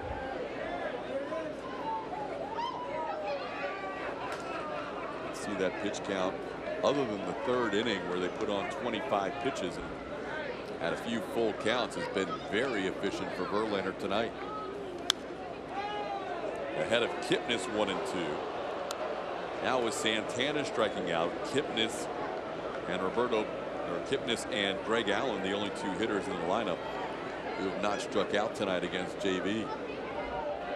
Kipnis has flied to center and flied to left.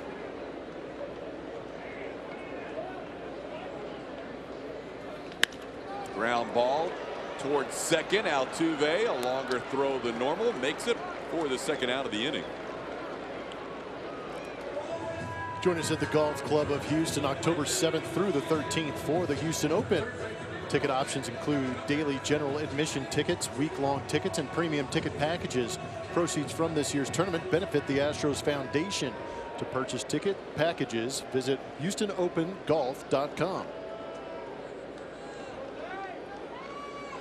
Now Verlander facing Jose Ramirez. Ramirez has struck out twice tonight. Ramirez coming in as one of the hottest hitters in all of baseball. And had good numbers against Verlander in his career. Struck out on a changeup and a slider so far in his first 2 at-bats. And Verlander, like he has most of the night, working ahead. It's 0-2.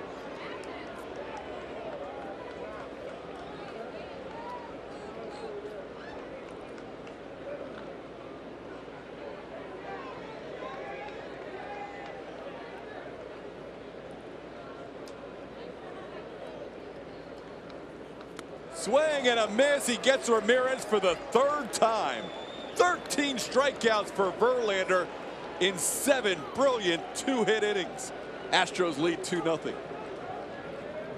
On Michael Brantley, 10 years with the Cleveland Indians. Now his first season as a member of the Houston Astros. Coming into tonight, 619 hits at Progressive Field. Only Omar Vizquel and Jim Tomei with more hits at Progressive Field than the Astros' Michael Brantley. He added a big one earlier tonight, an RBI single into right field, as the Astros scored 2 runs against Shane Bieber in 7 innings of work. Put up a season high 9 hits against him, and now Tyler Clippert takes over.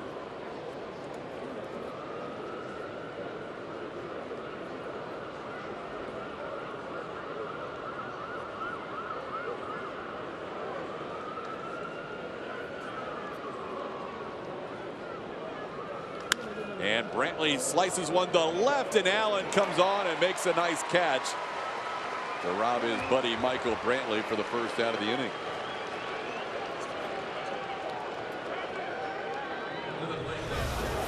So much for the niceties from earlier in the game. I miss you, but I'm going to take away your hits too. Allen got a good jump on that one. Michael just hit it too hard on a line.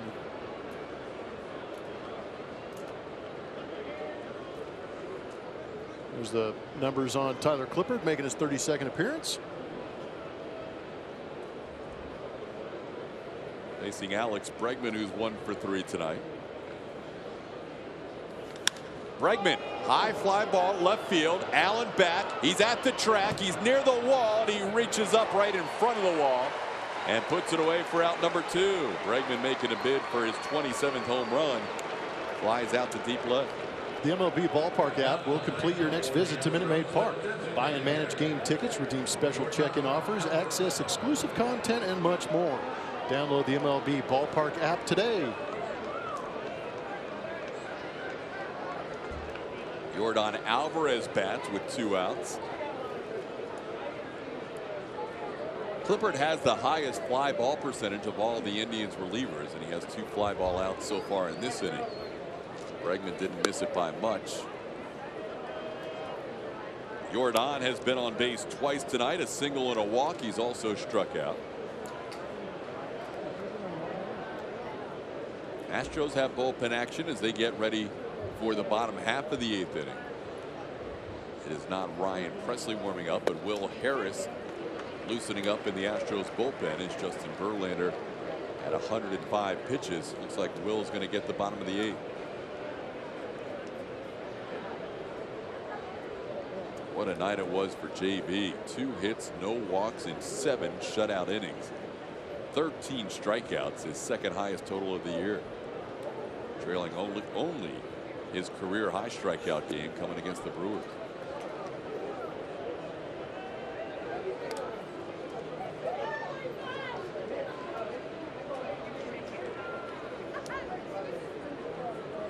AJ and Justin having a little conversation about his outing tonight.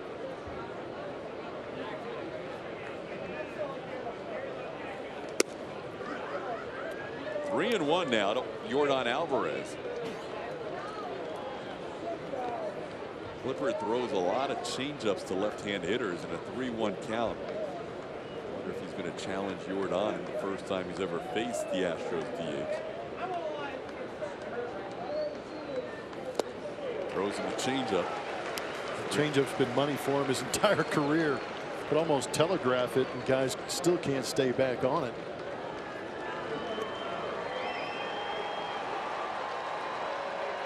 So now the count's full.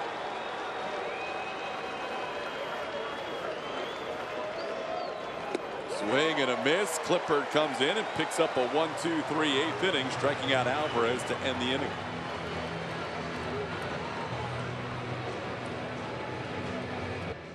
Energy. Justlander pitching on a mound that he has been on many times before in his career. Had a very dominant day against the Indians.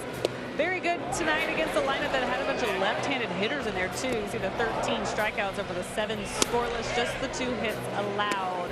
He is in line for his 4th straight win if the Astros can hold on here, as they've got a new pitcher on the mound. But another good outing by JB. TK. Yeah, Julie, this is not a place where he's normally fared very well. We mentioned hit the highest ERA of any stadium with 2 or more starts, but tonight he was completely dominant. Yeah, dominant to the point where it only took me about 2 pen strokes to write down what he did on the evening. 2 hits, 13 strikeouts, nothing else. Pretty impressive stuff. Going to hand it over to Will Harris. The last time we saw Will Harris was on Friday the 26th, so getting some much needed rest. He's been a workhorse out of that bullpen for AJ Hinch, most notably because he's been pretty good against left-handed hitters. Jake Bauers leads things off. Bauers struck out twice. He was a strikeout victim for 2 of the 13 strikeouts for Verlander.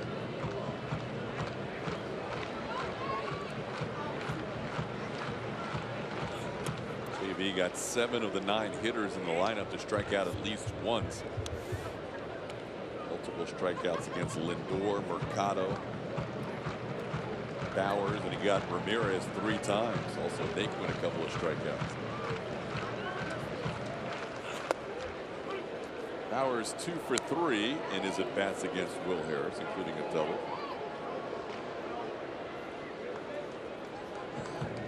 So Will getting the 8th tonight.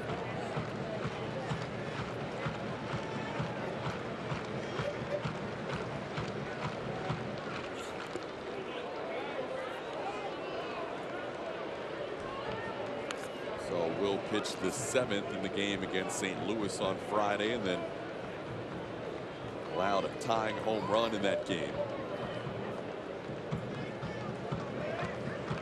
8th inning was Ryan Presley's inning, and then Paul Goldschmidt hit a 3-run home run to give the Cardinals the lead. The Astros had a couple of leads that night in the 7th and 8th innings. They couldn't close it out. Wieters hit a home run against Harris. It's 2-2 to count to Bauer. You know, during this stretch of 9 wins in 11 games since Game 3 against the Los Angeles Angels, A.J. Hinch's team has only lost 2 games, and they have both been with leads late. They lost the game in St. Louis where they led going to the bottom of the 7th and going to the bottom of the 8th. And then they lost in that game against Oakland in extra innings when they led 2-0 with Wade Miley going into the 9th. So they're not that far away from an 11-game winning streak right now. We'll just call those a couple of hiccups because that's something we haven't been accustomed to this season with the back end of the bullpen being as good as they've been. Asuna home run gave up to Matt Olson, that extra inning game that TK is talking about. Presley hasn't been right since getting hit on that knee. Yeah, Presley's only pitched once during this little recent stretch. That was the game Friday. 3-2 pitch, and Bowers goes down swinging. Will Harris picks up a strikeout for the first out here in the 8th.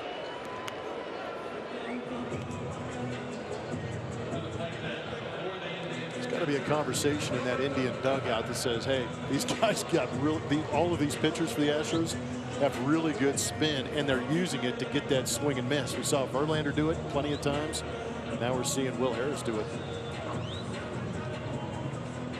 Now Roberto Perez, the batter. Perez had one of the 2 hits against Verlander. Both hits were singles tonight against JB. And the Indians saw just 1 runner reach second base.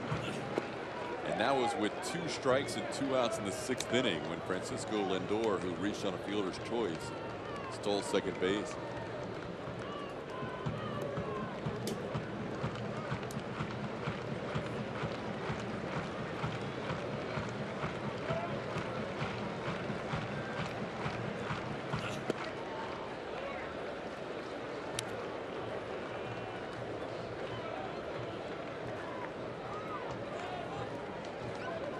The count to Perez, who has a career high season going. He's done everything, including games played, 77 of them, setting a new career high. 16 home runs, 40 runs batted in, all career highs. There's a strike. It's 2-1.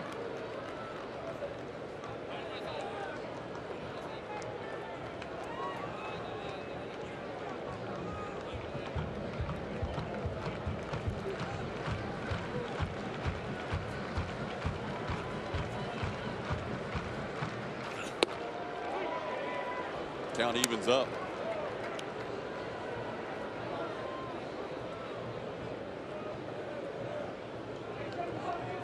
Nick Wickren, the righty, and Brad Hand, the lefty, warming up in the Indians bullpen.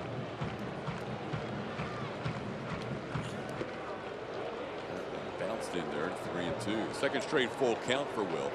Yeah, Will pretty upset with himself. He wanted to throw a good one there, just over boogied on it, pulled it straight into the dirt.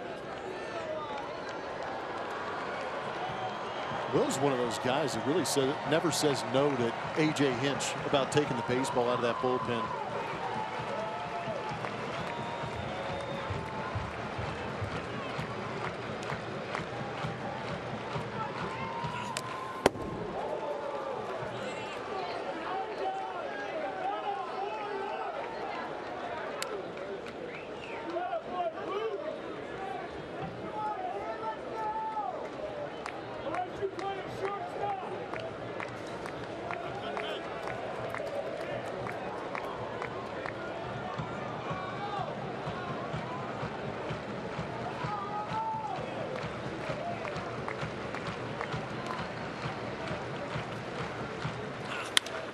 Line drive center field. Springer backs up a few steps and puts it away. Hit hard by Roberto Perez.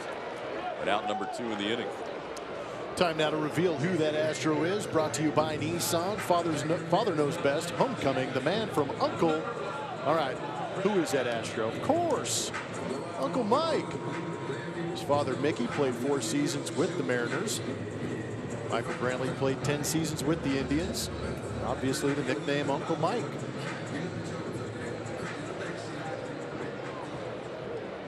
Michael Brantley, a big RBI single in this one for the Astros. Thanks to the guy at the plate. He had a nice little greeting for him in left field when he walked out there tonight. Greg Allen, the Indians left fielder, as we showed you earlier, leaving Mike a note in sunflower seeds out at left.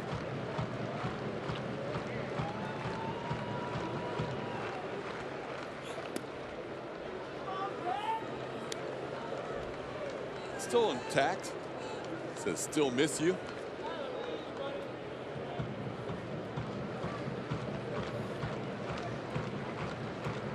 At this point in the ball game, you might eat a couple of those.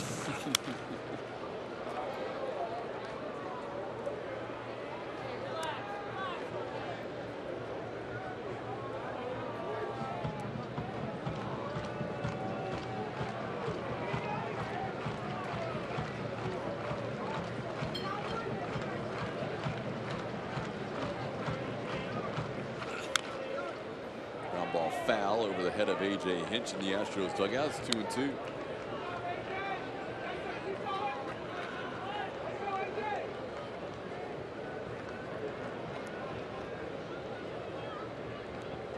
A.J. got 7 brilliant innings from his starter Justin Verlander. Now Will Harris trying to get through the 8th. Called third strike. Harris freezes Greg Allen. 2 strikeouts in the inning. 15 strikeouts for Astros pitching tonight. Great pitch when Will Harris needed it. Snapped one off and got the punch out.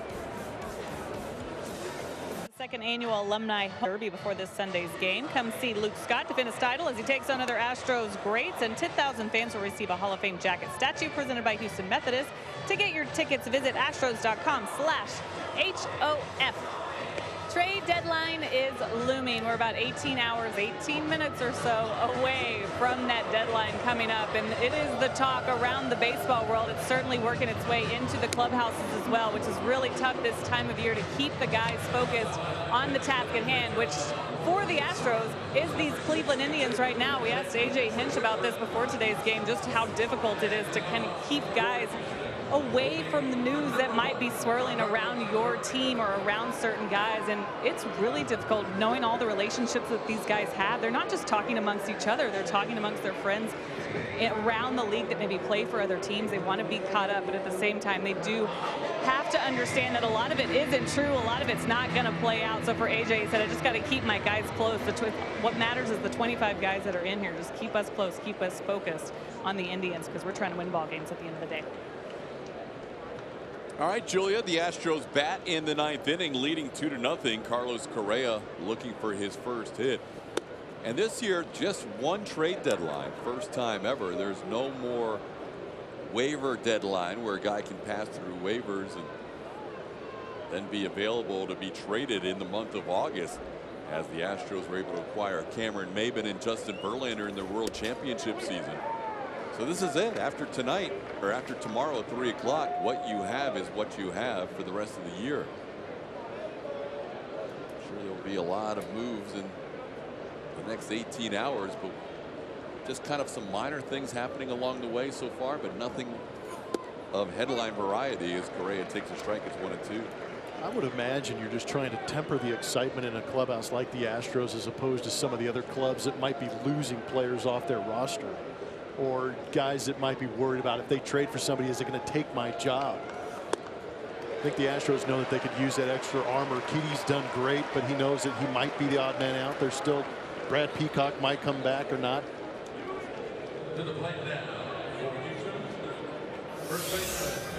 T-Mobile's connection to the game shows you some of the movement around the league. Giles day-to-day with the elbow. Probably won't pitch until after the deadline. Max Scherzer's back is killing him. He's going on the IL. Jock Peterson wasn't hustling out. Dave Roberts wasn't going to have it. Put him on the bench and replaced him. And then Tyler White replaced him. Yeah. And Tyler got a start tonight for the Dodgers, his first start with LA. But you're right. The good thing is for the Astros, with 4 guys in their rotation, if they do acquire a starter, it's not really costing somebody their job. Yeah, there's an opening. Yeah, there's a spot there. As Yuli takes a pitch for a strike, it's 1-1. Yeah, thank you for finishing that thought.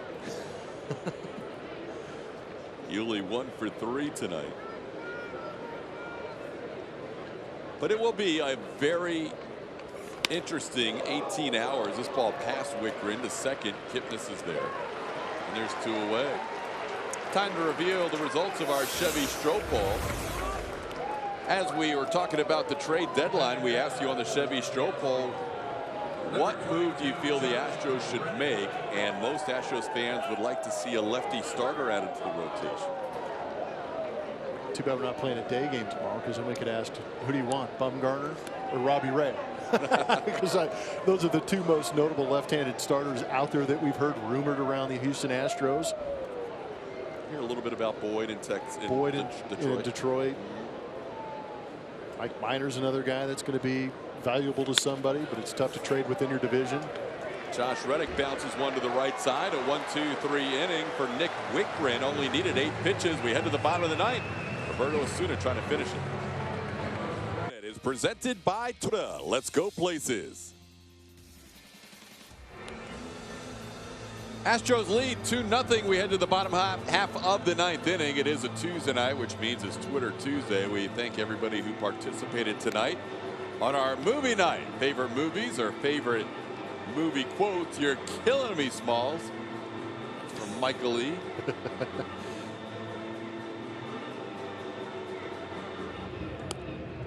So thanks to everybody who were participating tonight on Twitter Tuesday as we go to the bottom of the 9th with Roberto Osuna on the mound.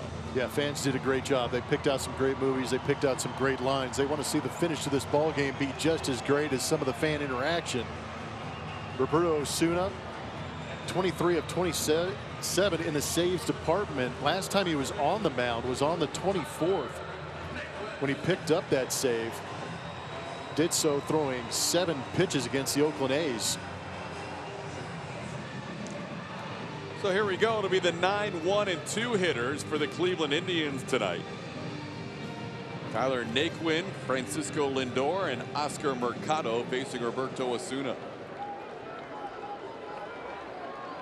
Justin Verlander, 7 shutout innings, struck out 13. Will Harris, a 1-2-3-8, struck out 2 more. And Naquin, first pitch swinging, diving stop, Yuli Gurriel. He'll flip to Osuna for the first out. Big out right there on a nice play by Yuli. Huge out. The first inning is, I mean, the first out of every inning is very important. Even more so in the bottom of the 9th inning. But Yuli, this is what we talk about. He's not necessarily playing no doubles. He's just exercising his talent and ability to go over there and knock a ball down and make an out. That was a great play by Yuli, laying out, doing it with the bat and now the glove. Yeah, you are so right. First out of the 9th, huge, and especially the 9 hitter, even though Naquin's been hot. Great point. Now you roll it over to the top of the lineup with Lindor. And you know what else, too? He swung at the first pitch, so that kind of forces Lindor into a situation where he's got to take at least until he gets a strike. Astros play 3 on the right side of the infield against Frankie Lindor. And he sends the ball to center field, sending Springer back, and he will ease up and put it away for out number 2. 3 pitches, 2 outs for Osuna in the 9th. Make sure to stay tuned after this game for the Astros postgame show presented by Whataburger. Kevin Eschenfelder and Mike Stanton will host a gem, a brilliant outing by Justin Verlander. His battery mate Robinson Chirinos gave him a home run for a 1-0 lead. Michael Brantley knocking in the other run. And Yuli's month of July continues with now a 17-game hitting streak. 2 outs, bases empty, and the rookie Oscar Mercado bats. Mercado misses the first pitch from Osuna, 0-1.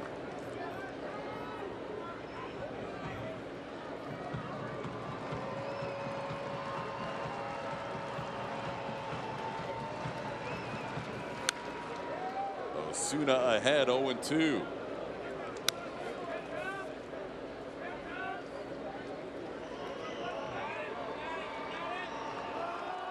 Mercado had not been called up when the Astros played the Indians earlier this year. He's never faced Osuna before.